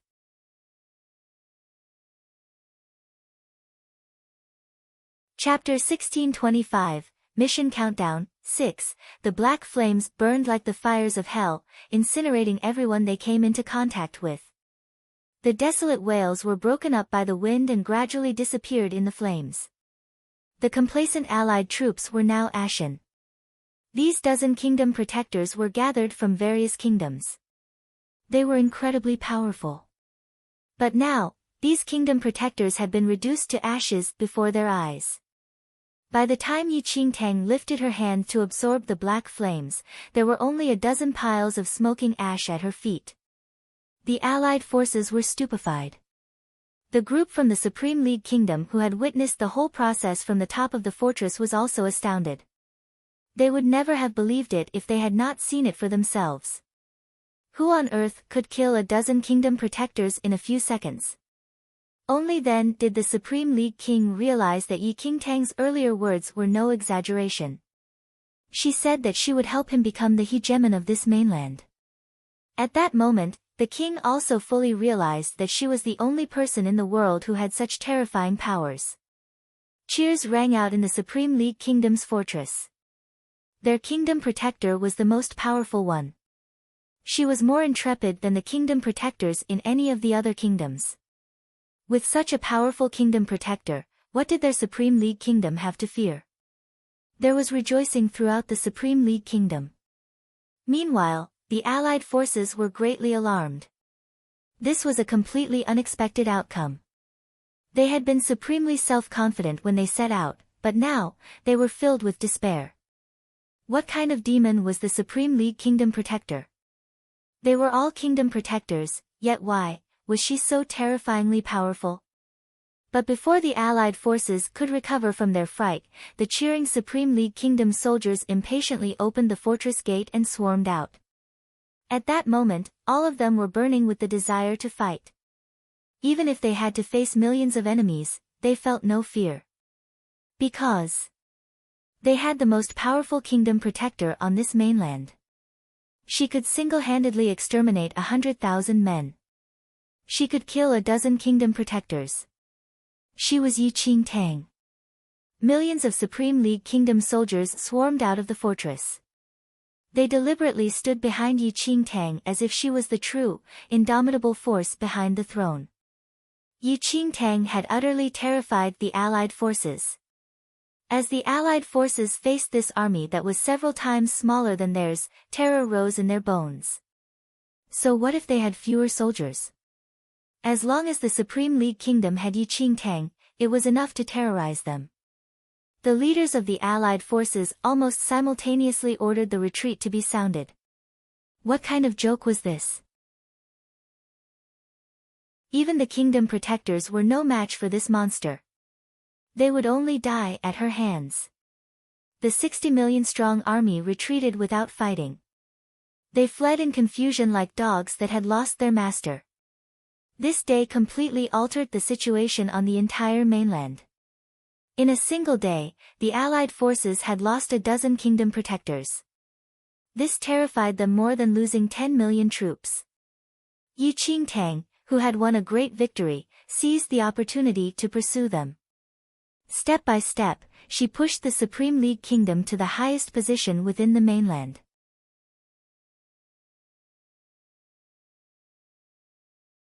Chapter 1626, Mission Countdown, 7. The Supreme League Kingdom had fewer soldiers, but they had Yi Qingtang and could defeat the army's most powerful protectors. Under Yi Qingtang's leadership, the Supreme League Kingdom army easily swept aside all resistance and destroyed one Allied army camp after another. Wherever they went, the Allied forces would flee in disarray. Their only wish was that they were born with a few more legs. As the Allied troops were routed, the Supreme League Kingdom's power grew. Utterly terrified, the countries could not consolidate their strength. All of them sought to preserve themselves, so the alliance died in all but name.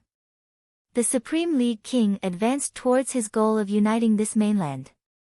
As they won again and again, the king's cruel and domineering side became increasingly apparent.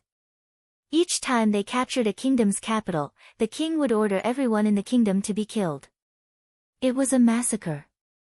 Not a single soul was left alive, be it nobles or commoners. Yi Qingtang was cultivating in her room when there was a sudden knocking on her door.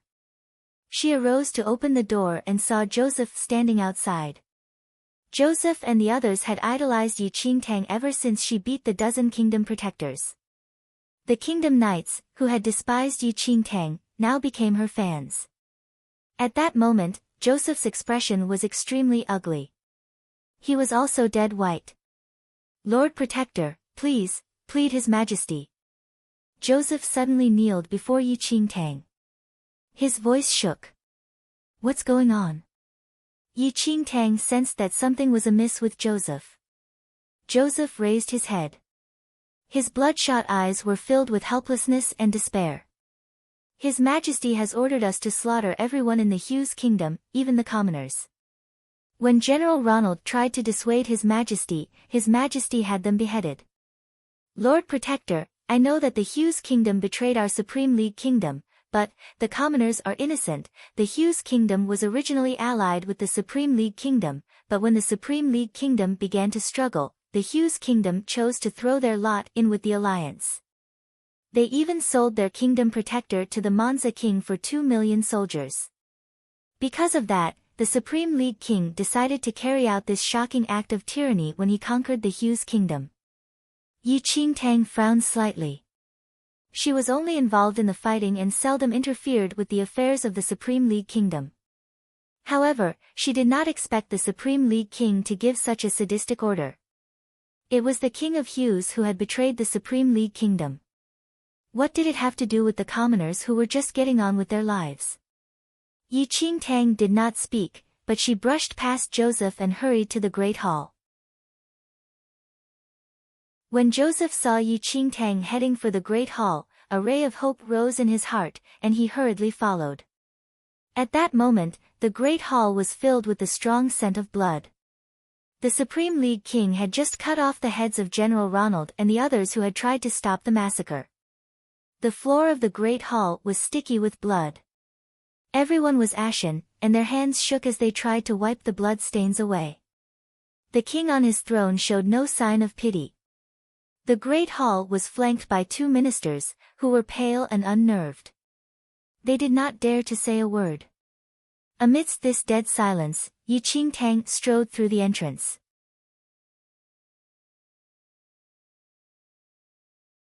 Chapter 1627, Mission Countdown, 8. The moment the grim-looking king saw Yi Qingtang, a smile appeared on his face.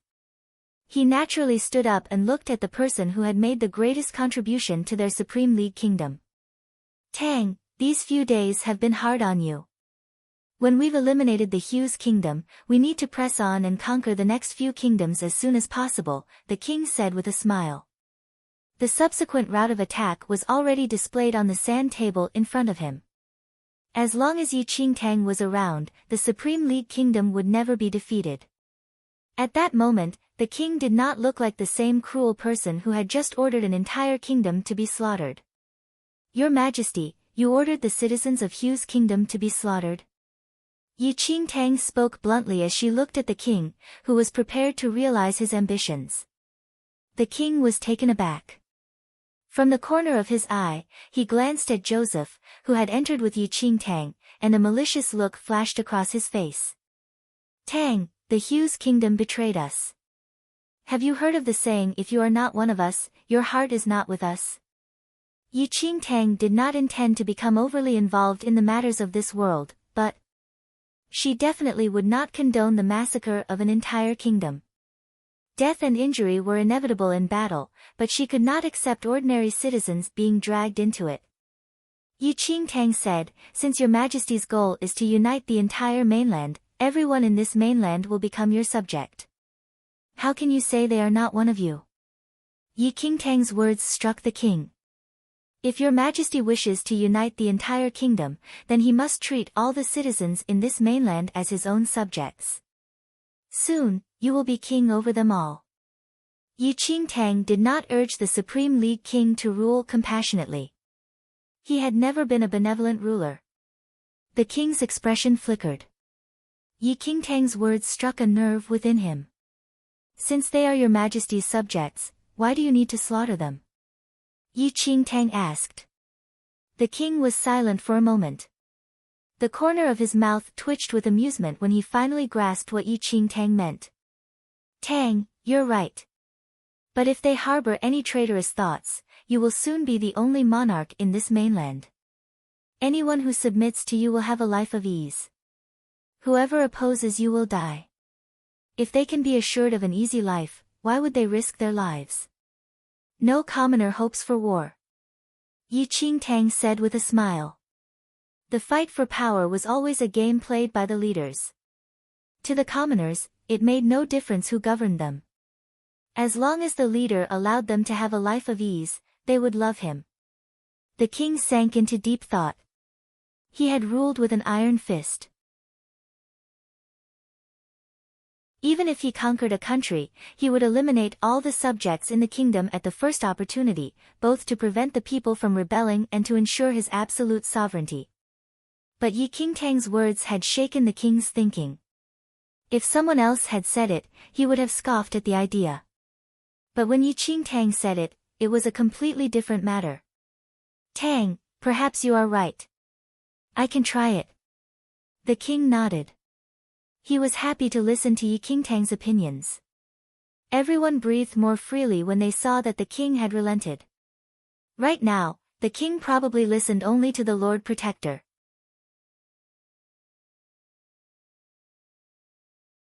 Chapter 1628, Mission Countdown, 9. The king did, in fact, take Yi Qingtang's advice and rescinded his chilling order to slaughter everyone. Now, all the kingdoms on this mainland were terrified of Yi Qingtang. The moment they saw Yi Qingtang on the battlefield, they fled as swiftly as possible. Some of them simply raised the white flag in surrender. Yu Qingtang also took the opportunity to suggest that to avoid further warfare, the king should accept any kingdom that voluntarily surrendered and submitted to the Supreme League Kingdom. All they had to do was disarm and remove their royal family. Then, the Supreme League Kingdom could take over straight away without needing to fight any further. The king fundamentally agreed to Yu Qingtang's suggestions. When this was implemented, many kingdoms wanted to surrender. However, the Supreme League King's cruelty made them uneasy and caused them to hesitate. Fortunately, once the first country tried it and was not slaughtered by the Supreme League Kingdom, all the other countries saw a ray of hope. More and more countries voluntarily chose to yield. They would rather submit to the Supreme League Kingdom than face a monster like Yu Qingtang on the battlefield. Yu Qingtang's suggestion swiftly ended the war that would otherwise have lasted many years. The Supreme League Kingdom was the greatest beneficiary and controlled the entire mainland.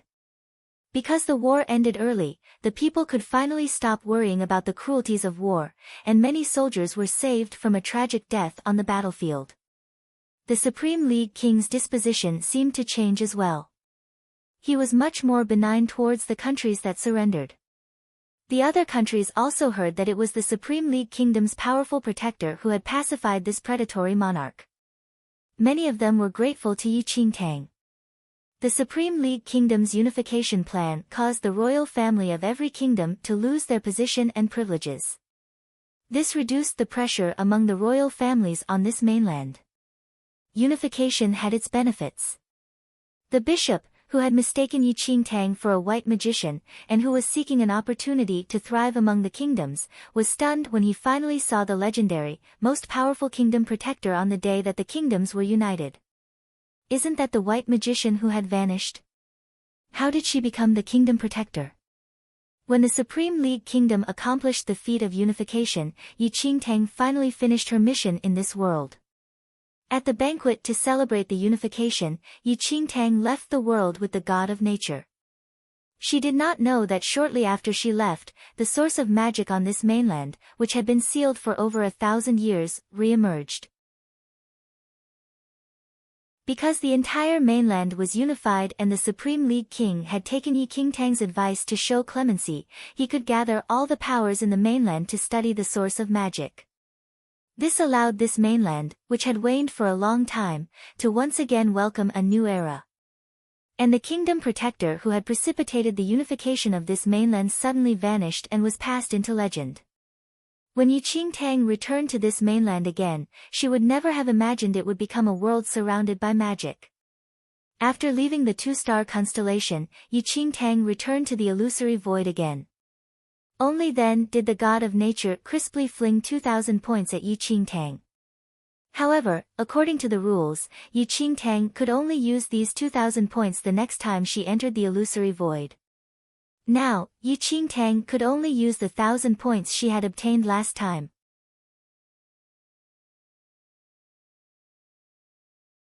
Chapter 1629, Star Ring. 1. This time, Yu Qingtang's power had not advanced much in the two-star constellation, but her inner energy had undergone a qualitative leap. Yu Qingtang opened the star pavilion and prepared to select a suitable prize for herself.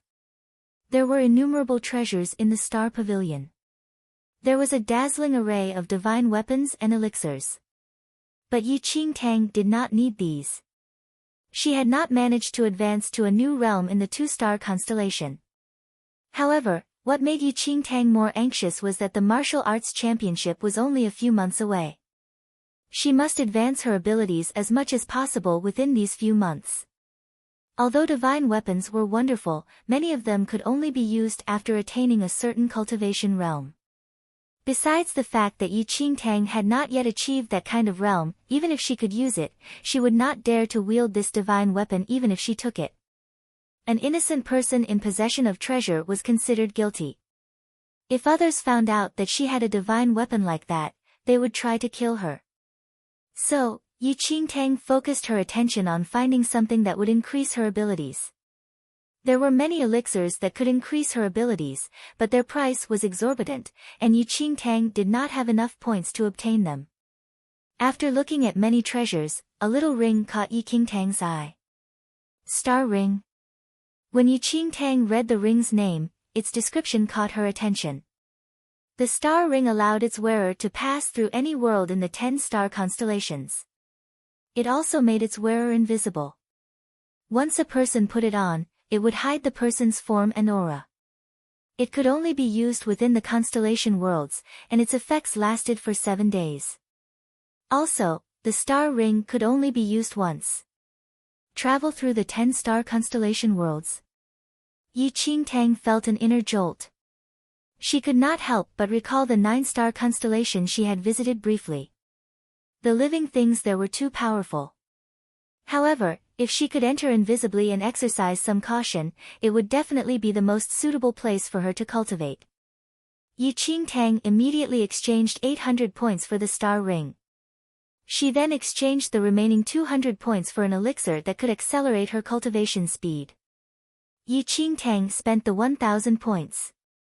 The god of nature, who had transformed himself into a radiant body, maintained a long stunned silence when he saw the 2 items Yi Qingtang had obtained with her points. If she uses the star ring to enter the constellation world, he would be unable to go along with her. How annoying! Why waste your points? If you want to go to the 9-star constellation, I can bring you there. The god of nature grumbled. No need, Yi Qingtang was no fool. If the god of nature activated the constellation world and she entered, she could only exit after completing her mission. Who knew what kind of mission the 9-star constellation contained? The god of the nature seemed rather grumpy, and he maintained an annoyed silence. Yi Qingtang did not want to waste any time. She put the star ring on her finger, then picked up the little white tiger, and flew into the 9-star constellation world. Yi Qingtang passed through the constellation entrance, and after a dizzying moment, returned to the 9-star constellation world. But this time, the 9-star constellation world she entered was completely different from the one she visited the last time. Now, all was pitch black and was filled with the aura of death. Where were the birds and flowers she had seen earlier? The only thing that remained unchanged was the powerful spirit energy that drifted through the air. Yi Qingtang could not help but recall what the god of nature had said. The constellation worlds changed every second. The 9-star constellation world she had just entered was completely different from the one she had visited last time.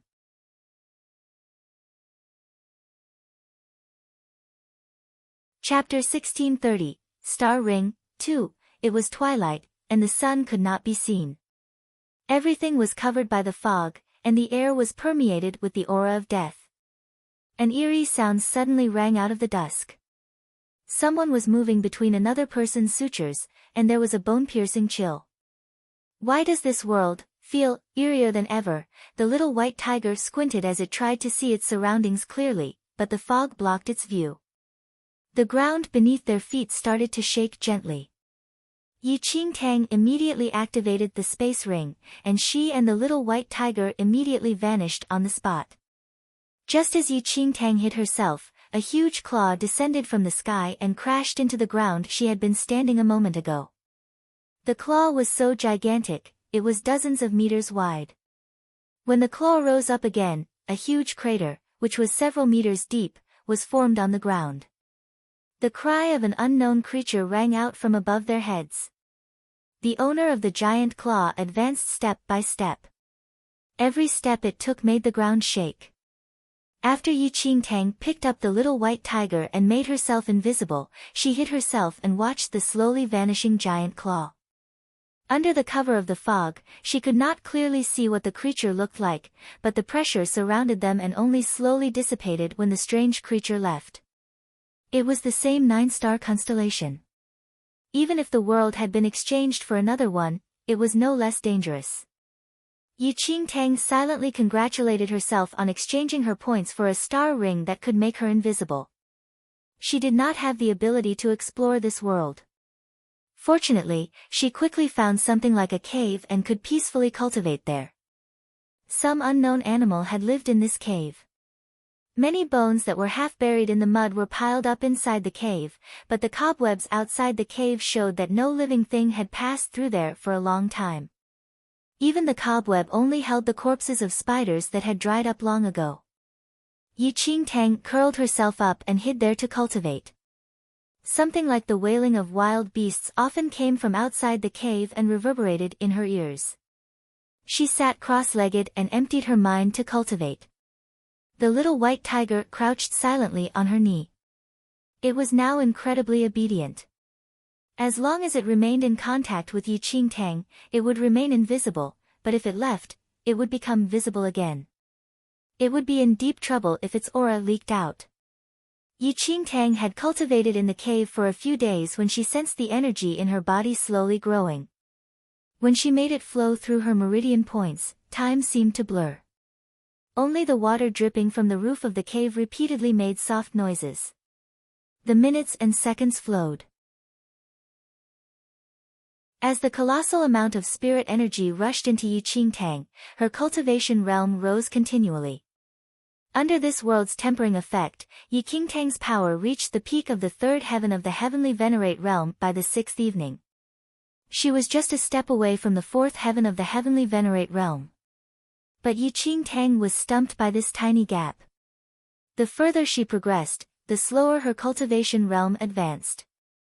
Her powers would undergo a qualitative change after the fifth heaven, but based on her current speed, Yi Qingtang would need many more days to break through to the fourth heaven of the heavenly venerate realm.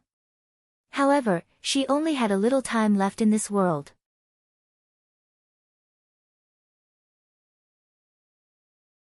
Chapter 1631, Star Ring, 3, Yi Qingtang picked up the little white tiger and stood up.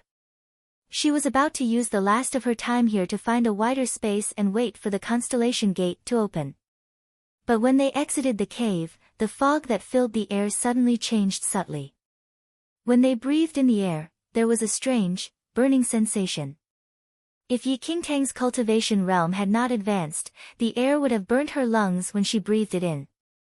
What's the matter with this world? Yi Qingtang was puzzled. At that moment, a thunderous drumming sound rang out. The drumming noise was so loud it hurt their eardrums. Yi Qingtang only listened for a moment, and the vibrations caused two tiny cracks to form at the corners of her ears. Her chest ached from the vibration of the drumming. Boom! A huge black shadow slowly emerged from the mist and drew closer to them. Every time it advanced a little, it made a clear ringing sound like that of a brass bell. Yi Qingtang hurriedly picked the little white tiger and hid, only to see the gigantic shadow slowly pass near them. The shadow was so tall they could not see the top of it at a glance. It seemed to be dragging something along and moved very slowly. Yi Qingtang soon saw that a shattered bronze statue was being dragged along on the ground. The bronze statue was several hundred meters in size. The outer layer of bronze that covered it was completely smashed. Trickles of black fluid seeped from under the bronze layer, and they could vaguely see something flesh-like wriggling under the bronze layer. The clear ringing sound like that of a brass bell was caused by the bronze layer bumping against the ground. The bronze statue suddenly came to a stop a few hundred meters away from Yi Qingtang. The head, which was covered with cracks, faced Yi Qingtang. The dull copper eyes seemed to look straight through Yi Qingtang's disguise. As she looked at it, the huge cracked mouth suddenly split open slightly in a sinister smile. Puff! A huge head lowered itself through the fog. It looked like neither man nor beast and was very peculiar. It abruptly opened its huge mouth and chewed on the bronze statue's head. Large quantities of black liquid sprayed from the injured areas, and a large proportion of the bronze statue's head was immediately bitten off. What on earth is that? What is that bronze statue? And what is that monster chewing on the bronze statue? Yi Qingtang was filled with questions, but her body was abruptly seized by a force, and the constellation gate suddenly formed between her. The sparkles were especially conspicuous in the dark surroundings. The monster chewing on the bronze statue sensed the gleam of light and suddenly raised its head. The mouth filled with bits of meat and black blood suddenly let out an earth-shattering roar. Alarmed, Yu Qingtang did not dare to stay any longer. She hurriedly picked up the little white tiger and rushed through the constellation entrance.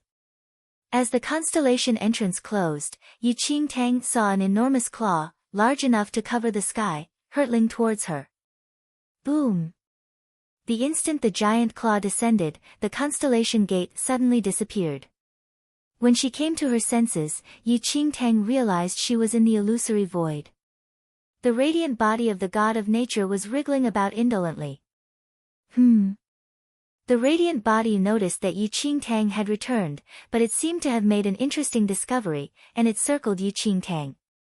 Yu Qingtang saw that the radiant body was looking behind her. She turned involuntarily and saw that her shoulder had somehow become stained with a patch of black.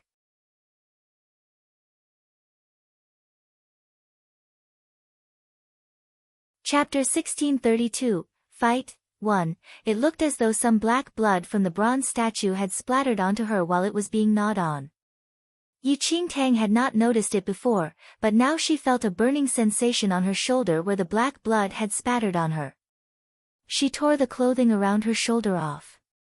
A palm-sized imprint appeared on her lily-white shoulder, looking as if it had been inscribed there.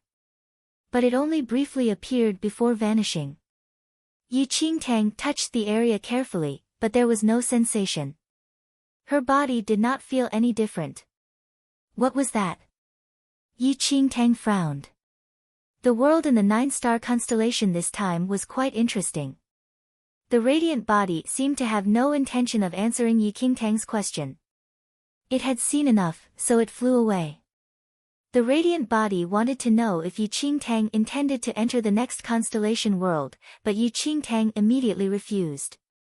She bade farewell to the radiant body and then left the illusory void. She had a strange feeling about the inscription that had briefly appeared on her body. She had spent a considerable amount of time in the 2-star constellation this time, but when she emerged, she was startled to find that a month had gone past in the outside world. She had spent much more time than in the 1-star constellation world. If she had not entered the 9-star constellation to cultivate for 7 days, this month would have been utterly wasted. Time in the constellation worlds flowed differently compared to the external world, but no one could be sure what the difference between the time in the two worlds was. Fortunately, Yu Qingtang had only just entered Taiyuan Valley, and her abilities were mediocre, so she did not attract any attention. Her month-long disappearance went almost unnoticed. Yu Qingtang returned to her room to change her clothes and got ready to go out and look for something to eat, but as she passed the central square, she heard a disturbance. She looked up and saw that several of the youths who usually hung out with Jiang Shaobai had formed part of a crowd. Yu Qingtang. A youth who was hurrying in that direction was taken aback when he saw Yu Qingtang. A month ago, Jiang Shaobai often went around with Yu Qingtang, so they recognized her. However, after not seeing her for a month, they were surprised to suddenly meet her now. Yu Qingtang glanced at the youth and recognized him as Jiang Shaobai's friend. "You're here just in time. Today is going to be fun. Let's go, it'll broaden your horizons." The youth brooked no refusal and simply dragged Yu Qingtang into the crowd. Two slender figures were fighting intensely in the center of the crowd. One of them was a youth who frequently hung out with Jiang Shaobai. Yu Qingtang had met him a few times. His name was Jiang Yisheng. Jiang Yisheng was fighting with ease. His handsome face was smiling.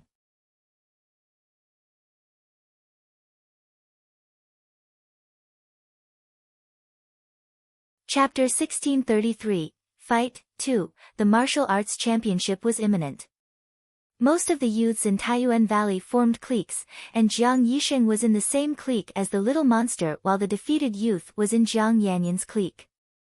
Their abilities were the most outstanding in Taiyuan Valley, and their followers were naturally equally ready to spar. A month ago, the small monster had left with an elder on a mission and was not in the valley for a while. During that time, Jiang Yisheng's abilities had grown quickly. He wanted to break Jiang Yanyan's momentum before the martial arts championship began. The moment Jiang Yisheng issued his challenge, a burly youth emerged from the crowd. He had an arrogant air, and his lips were twisted in a disdainful sneer. He cocked his head on one side and looked at Jiang Yisheng, who was filled with self-confidence. Jiang Yisheng, you want to fight elder brother Yun? You'll have to beat me first. Elder brother Yun doesn't have time to play with you. Jiang Yisheng looked at the newcomer. Jiang Yiran. Jiang Yiran was in the top ranks of Taiyuan Valley. He was a highly talented youth, and among Jiang Yanyun's followers, his abilities were second only to Jiang Yanyun. The youth whom Jiang Yisheng had defeated clambered to his feet, still clutching his head. He stood guiltily in front of Jiang Yiran. Elder brother Yiran. Jiang Yiran glanced at the youth, whose head was all swollen from the beating, and grimaced disdainfully. He slapped the youth's head and shoved him aside. You're useless. The sight of you makes me sick. Get lost. The youth who had been shoved aside backed away, quivering. He did not dare to say a word. Everyone knew that Jiang Yiran had a hot temper, and if he answered back, he would just get another thrashing. Jiang Yiran then looked at Jiang Yisheng, and his lips curved in a raffish smile. How about that? After you've beaten me, you can talk about fighting elder brother Yun. If you can't even beat me, there's no point embarrassing yourself by fighting elder brother Yun. When the youths with Jiang Yisheng saw Jiang Yiran's arrogant attitude, they cheered Jiang Yisheng on to try to deflate his opponent. No problem, said Jiang Yisheng. I can always look for Jiang Yanyun after I've beaten you. Ah, I like people like you who present themselves for a thrashing. Jiang Yiran casually cracked his knuckles with a clear popping noise. The two youths faced each other. Yi Qingtang was standing on the sidelines, observing the situation. She had just arrived in Taiyuan Valley and was unsure about the state of affairs on both sides. Jiang Yisheng, let's not bother with all that posturing. If we spoil anything here, the elders will nag at us. I heard your palm technique is pretty good, so why don't we play at that? Jiang Yiran said with a smile. The moment Jiang Yiran said that, the youths around Jiang Yisheng cheered again. Jiang Yisheng's palm technique has already broken through to the second heaven. Is this Jiang Yiran stupid? He actually wants to compare palm techniques with Jiang Yisheng? Jiang Yiran has always been arrogant and full of himself. He despises everyone except for Jiang Yanyun. Now, he's about to be humiliated. Jiang Yisheng naturally did not object. His goal was Jiang Yanyun. To him, Jiang Yiran was no more than an appetizer. Sure. Jiang Yiran smiled.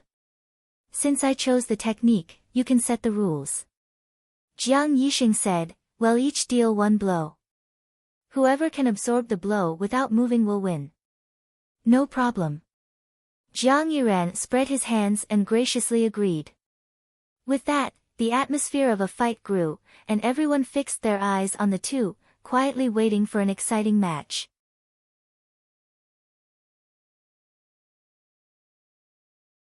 Chapter 1634, Fight 3, Jiang Yisheng was the first to move.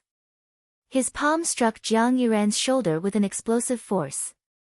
The aftershock rippled through the air, sending the crowd's hair flying. But Jiang Yiran did not budge. He simply absorbed the blow, then narrowed his eyes smugly, and said with a smile, no need to stand on ceremony. I can still take it. Jiang Yisheng's expression changed.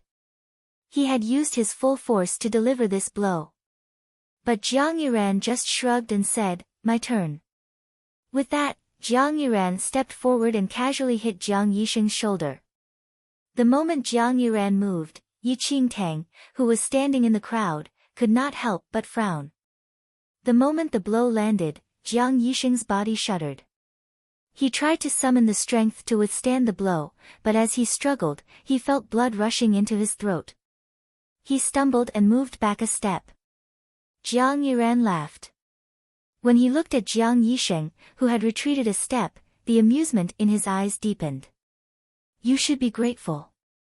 If elder brother Yun had dealt that blow, you would be lying on the ground right now. Jiang Yixing could sense his qi churning in his chest, and he was ashen. He thought that his abilities were among the best in the valley, but now. What are you doing? A cold voice suddenly rang in everyone's ears.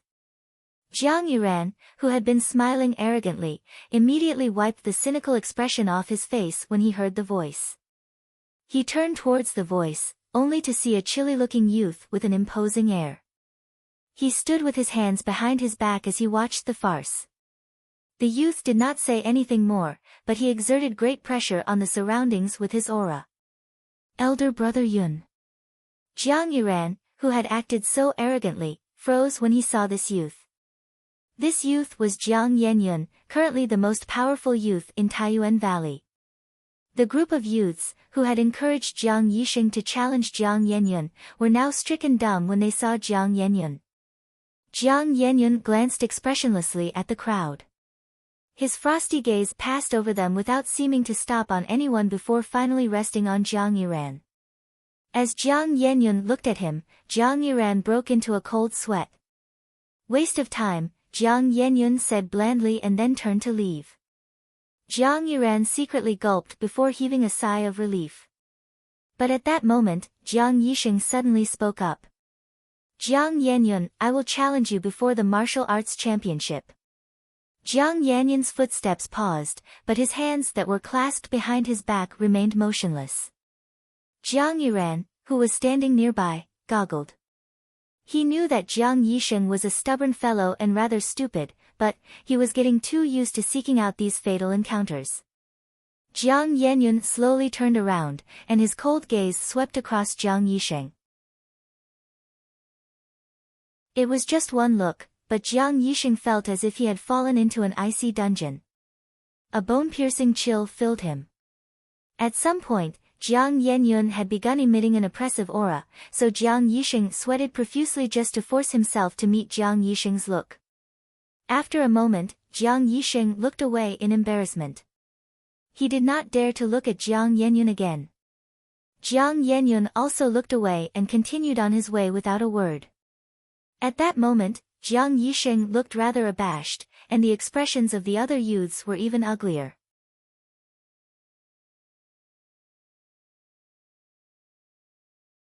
Chapter 1635, I Want Pay, 1. Only then did they realize that the gulf between Jiang Yenyun and themselves was an uncrossable abyss.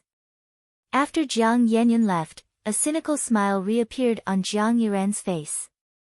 He walked over to Jiang Yixing and patted his shoulder. Boy, you have guts. I respect you as a man. You've lost, so according to the rules, you have to hand over your month's allowance. The disciples in Taiyuan Valley were not allowed to fight. However, these hot-blooded youths could not restrain themselves, so they privately made a rule that they would call their fighting sparring so that the elders would not scold them. The loser would have to hand over a month's allowance. The moment Jiang Yiran spoke, the faces of the crowd of youths turned ugly. Jiang Yixing had represented all of them in the fight. Now that they had lost, they would all have to pay up. Although they were reluctant, they had no choice but to follow the rules. They gritted their teeth and flung their month's allowance at Jiang Yiran. Jiang Yiran unabashedly swept it into his space ring.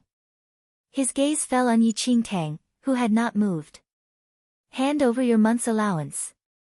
I'm in a hurry to go back and cultivate, Jiang Yiran said to Yi Qingtang casually. But Yi Qingtang was stunned.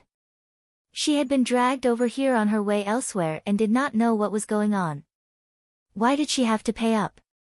Why should I hand it over? Jiang Yiran was amused by Yi Qingtang's innocent words. Why? Little girl, you've only just arrived in Taiyuan Valley. Hasn't Zhang Xiaobai taught you the rules here? Your side has lost, so of course, all of you must pay up. Jiang Yixing and the other youths on his side nodded. They were unwilling but had no choice. Yi Qingtang, just hand over your allowance. Yi Qingtang was silent. She understood that Jiang Yixing and the others were in the same clique as Zhang Xiaobai. She often hung out with Jiang Xiaobai in the past, so they had naturally assumed that she was one of them. So she also had to pay her share of tribute. But Yi Qingtang had no allowance. During her month in the two-star constellation world, she had missed the distribution of the allowances. She had thought of just handing over her allowance, but she had none. Hey, why are you so quiet? Don't waste my time. Hurry up.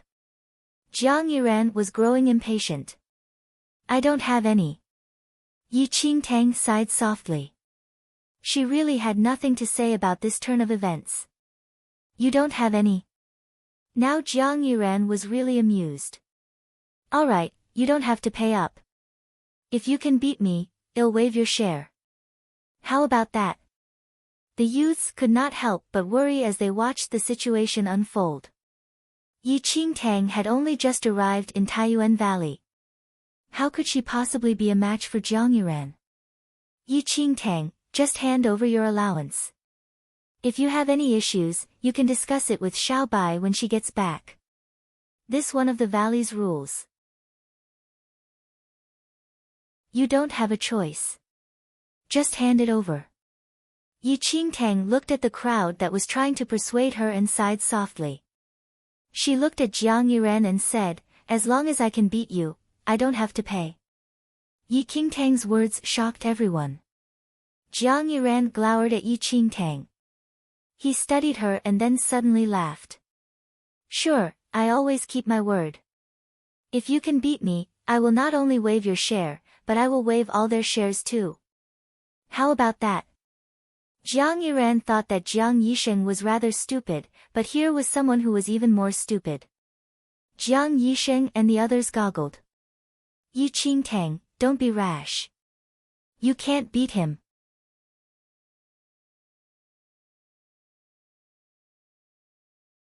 Chapter 1636, I want pay, too. It's not too late to turn back.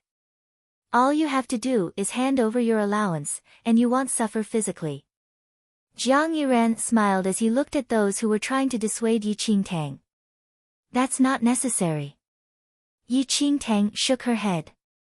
Jiang Yisheng and the others wished they could drag Yi Qingtang back. The little monster was absent, and Jiang Yisheng, the most powerful among them, had been defeated. How could a rookie like Yi Qingtang possibly be a match for Jiang Yiran? It's up to you. I won't bully you. You can decide how we should compete, Jiang Yiran said graciously. Yi Qingtang thought for a moment and said, just now you compared palm techniques. Now, let's compare finger techniques. Jiang Yiran burst out laughing at Yi Qingtang's words. If his companions had not left with Jiang Yenyun, the surrounding area would be ringing with laughter. You want to compare finger techniques with me? Are you sure? The corners of Jiang Yiran's eyes crinkled with amusement as if he had just heard a really funny joke. Jiang Yisheng and his companions went berserk. Yi Qingtang, Jiang Yiran's finger technique is one of the best in Taiyuan Valley. Are you crazy? Don't be a fool. Just hand your allowance over and come away with us. No matter what, others thought that Yi Qingtang was part of their clique. If Jiang Yiran managed to humiliate them again, their reputation would be trampled in the mud. I'm sure. Yi Qingtang nodded. Before Jiang Yu left, he had mostly taught her the finger technique, and that was what she had practiced the most in the two-star constellation world. Alright, since you insist, I won't say anything else lest others say that I bullied you. I'll let you go first. If I move by even an inch, then I'd have lost, Jiang Yiran said patronizingly. Okay. Yi Qingtang nodded. Jiang Yisheng and the others were frantic, but they could not dissuade the stubborn Yi Qingtang. Where did Xiaobai find this crazy girl? It's bad enough that she insisted on walking this fatal road, but she won't listen to our advice at all. Jiang Yiran lazily stood there and tilted his chin, signaling Yi Qingtang to begin. Yi Qingtang slowly stepped forward. She reviewed the scene where Jiang Yu had first demonstrated the finger technique to her. After a moment, she looked up and slowly raised her hand. Her pale, delicate finger slowly pointed outwards and moved unhurriedly towards Jiang Yiran's glabella. Jiang Yiran looked nonchalant as if he was not bothered by Yi Qingtang's move at all. He was inwardly pondering how much allowance he could extort from Jiang Yisheng and the others. Just as Jiang Yiran was building castles in the clouds, he suddenly sensed a piercing pain in his glabella. He immediately snapped to attention and saw that Yi Qingtang's fingertip was slowly approaching his glabella. Although she moved slowly, it shocked Jiang Yiran. What is going on? There was nothing special about Yi Qingtang's fingertip, but as she slowly pushed it towards him, the fingers seemed to create a sense of pressure that caused the air to condense.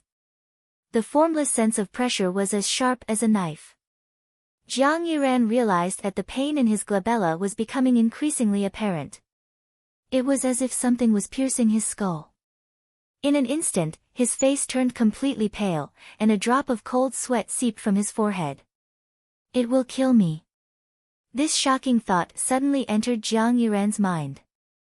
When the Jiang family finger technique was fully exercised, the power of a single finger could kill someone without even touching them. The instant Yi Qingtang's fingertip was about to touch Jiang Yiran's glabella, his face drained of blood, and he instinctively stepped back.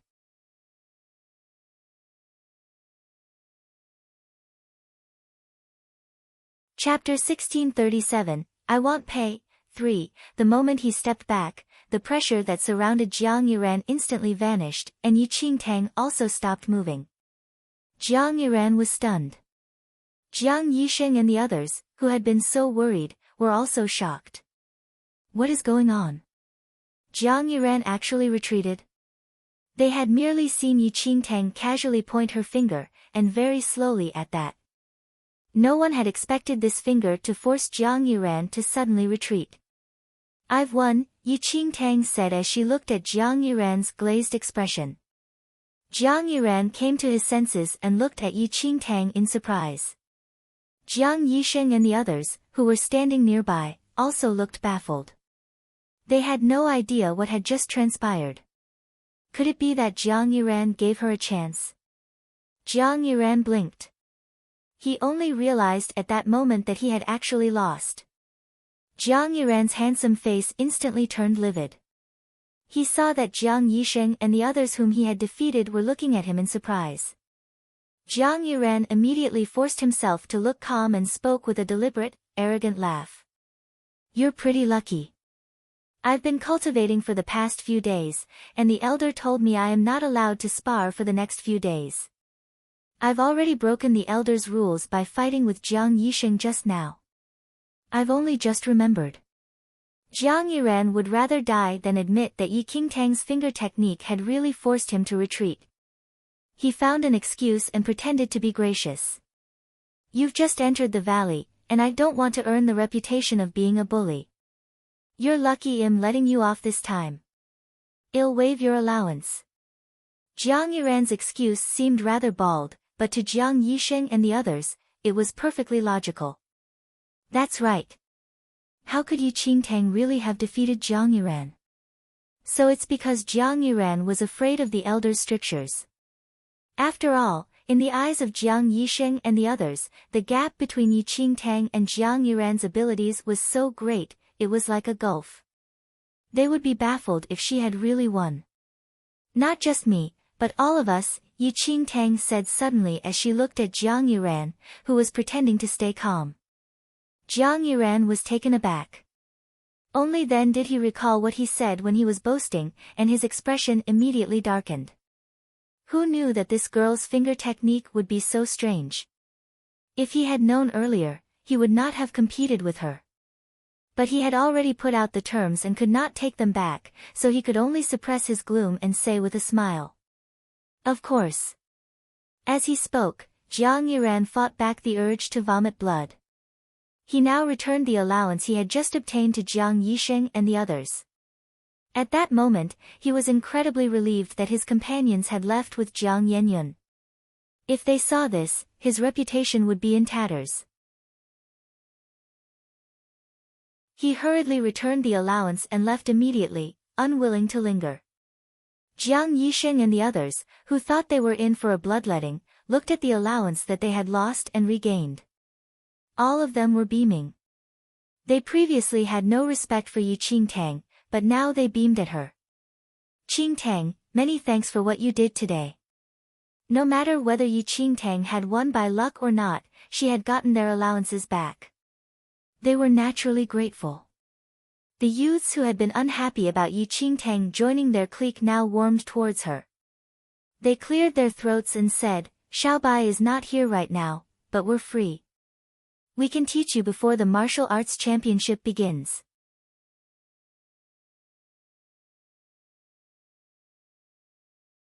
Chapter 1638. Exposed luck could also be considered as a part of skill, but Yi Qingtang's abilities were really negligible.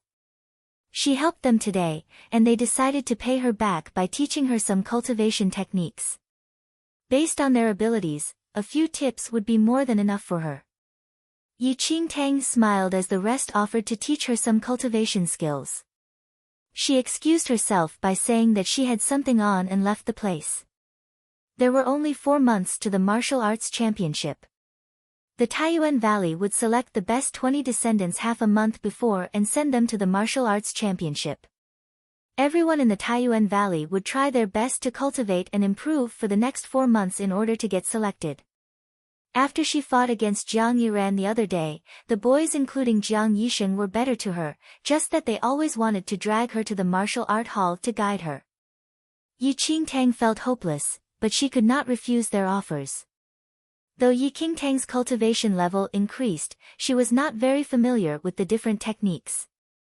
Their invitation helped her familiarize herself with the techniques of the Jiang family. After several months, Yi Qingtang finally met Jiang Xiaobai again. Jiang Xiaobai had been training with elders outside for a period of time, but no one knew how the cultivation was like. Jiang Yisheng and the rest were terrified when they heard the news that Jiang Xiaobai was coming back. Qingtang, we still have something on. We shall leave first. Jiang Yisheng's face was pale when he heard that Jiang Xiaobai was coming back. He immediately found an excuse and left. If Jiang Xiaobai knew about how he secretly tried to provoke Jiang Yenyun and lost, Jiang Yisheng could imagine the pain. The other boys also felt awkward. They found different excuses and escaped. The items that were supposed to be given to Jiang Xiaobai were passed to Yi Qingtang. Yi Qingtang felt speechless as she stared at them running away from her. She then headed towards Jiang Xiaobai's room. When she arrived outside Jiang Xiaobai's room, her room was not shut. She gently pushed open the door. When she entered the room, she could see a shadow behind the screen. Yi Qingtang walked over as she assumed that it was Jiang Xiaobai. However, Yi Qingtang stoned when she saw Jiang Xiaobai. Jiang Xiaobai was much skinnier after several months of cultivation. Her tiny face appeared even smaller now. She was drying her hair with a towel. Her body was pale and slim, and water droplets could still be seen on her body. However, Yi Qingtang was stunned when she saw Jiang Xiaobai only wearing a pair of pants. Though Jiang Xiaobai was young, her breasts were really flat. Sister Qing.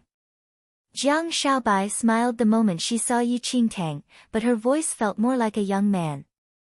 Wait. Yi Qingtang felt that something was wrong. Though flat breasts were not abnormal, based on Jiang Xiaobai's age, she should not be that. Sister Qing, am totally exposed. Jiang Xiaobai suddenly blushed and immediately put on a shirt. She then covered her breast and said, Don't laugh at me, Sister Qing. I just grow slower than others.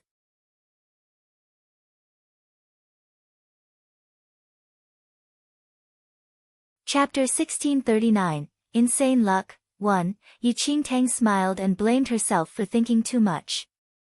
She gave Jiang Yisheng's stuff to Jiang Xiaobai. Jiang Xiaobai asked a few questions, and Yi Qingtang replied accordingly.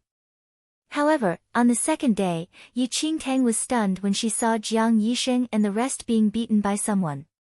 Traitor, Jiang Yisheng's entire face was swollen. He stared at Yi Qingtang miserably. Sister Qing, try this. It's delicious. Jiang Xiaobai seemed like she did not see them at all. She passed all the good food to Yi Qingtang. Yi Qingtang was confused. Did Jiang Xiaobai beat them? Yi Qingtang suddenly understood why Jiang Yisheng and the rest looked like they saw a ghost when they knew Jiang Xiaobai was coming back. It is really miserable. As time passed, the martial arts championship was about to be held. Yi Qingtang cultivated every day, but she was stuck at the peak of third heaven and could not progress further. The selection of descendants for the martial arts championship also began in the Taiyuan Valley. The martial arts championship was significant to all ancient clans. Every descendant in the Taiyuan Valley would participate in the selection.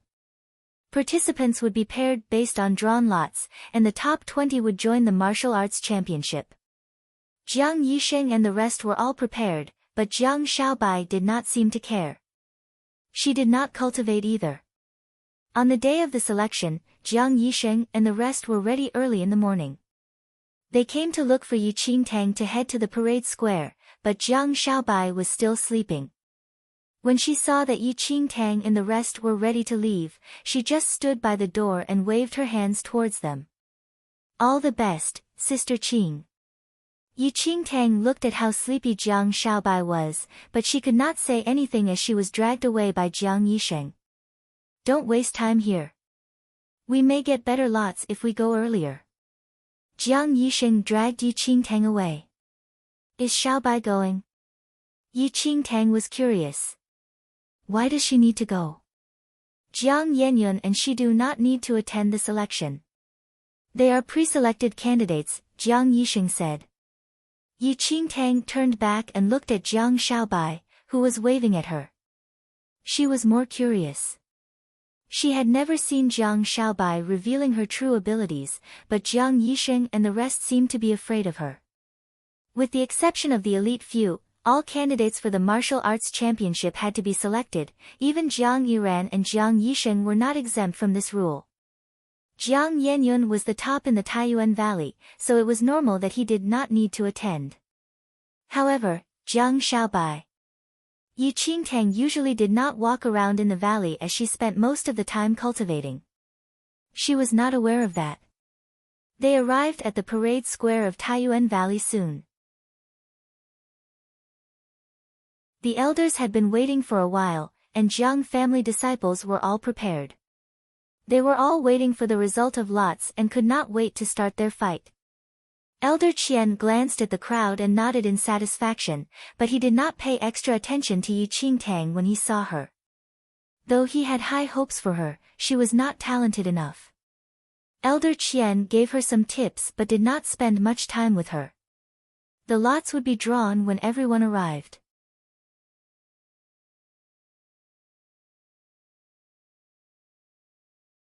Chapter 1640, Insane Luck, 2. Many people prayed that they could avoid the top disciples. There were only 20 positions available. Jiang Yenyun and Jiang Xiaobai took 2 of the positions, and they could only fight for the remaining 18 positions. If they encountered Jiang Yisheng or Jiang Yiran at the beginning, they would really cry out on the spot. Yi Qingtang stood at the side after drawing her lots. The few young men who were quite close to her also drew their lots. Soon, the elder announced the pairs. The young man beside Yi Qingtang's expression changed when he heard that he was going to fight against Jiang Xinyue. He cried miserably as he stared at his lot. Yi Qingtang had met Jiang Xinyue once. She was able to master advanced sword skills, and she could be ranked as one of the top 10 in the Taiyuan Valley. Doomed, doomed. Doomed. Jiang Yisheng, is Jiang Xinyue sharpening the sword? The young man said miserably. Even if your opponent was not Jiang Xinyue, you will not be able to enter the top 20. Did you even cultivate every day? Jiang Yisheng did not pity him at all. He tilted his head to look at Yi Qingtang's lot. Your opponent is Jiang Lan. Yi Qingtang nodded. Jiang Yisheng smiled and tapped Yi Qingtang's shoulder. You're lucky. Jiang Lan is the weird guy in the Taiyuan Valley. He was very talented when he was born, but he wasted his talent as he grew up. Your cultivation in the past few months is good enough to fight him. The other few young men all congratulated her as Yi Qingtang's opponent was the worst disciple in the valley. Soon, the first round started. Yi Qingtang went on the stage and was about to battle Jiang Lan. He was slightly overweight and did not look like someone who practiced martial arts. He was holding a giant hammer and looked clumsy. The battle began. Jiang Lan shouted and smashed his hammer towards Yi Qingtang. His footsteps were messy. Yi Qingtang dodged and kicked his thick back at the next second. With a loud boom, Jiang Lan fell down directly and rolled his eyes. Well done, Qingtang. Jiang Yisheng and the rest cheered for her. Yi Qingtang won almost instantly. There were only a few people by the stage. She walked off the stage after her victory. On the high stage, Elder Qian and the rest of the elders all paid attention to battles on every stage. He also took note of Yi Qingtang's side. Elder Qian nodded slightly as she beat Jiang Lan. However, Jiang Lan's ability was extremely low, and the elders had already decided to expel him from the Taiyuan Valley after the selection. Thus, the elders did not care about the result of this battle. The winners drew lots again after the first round. The second round would then begin, and the process would repeat until the top 20 was selected. A few young men who were with Jiang Yisheng were unlucky as their opponents were those who were highly ranked in the valley. It was a hard battle for each one of them. However, Yi Qingtang was very lucky. All her opponents were mainly ranked in the bottom in the valley.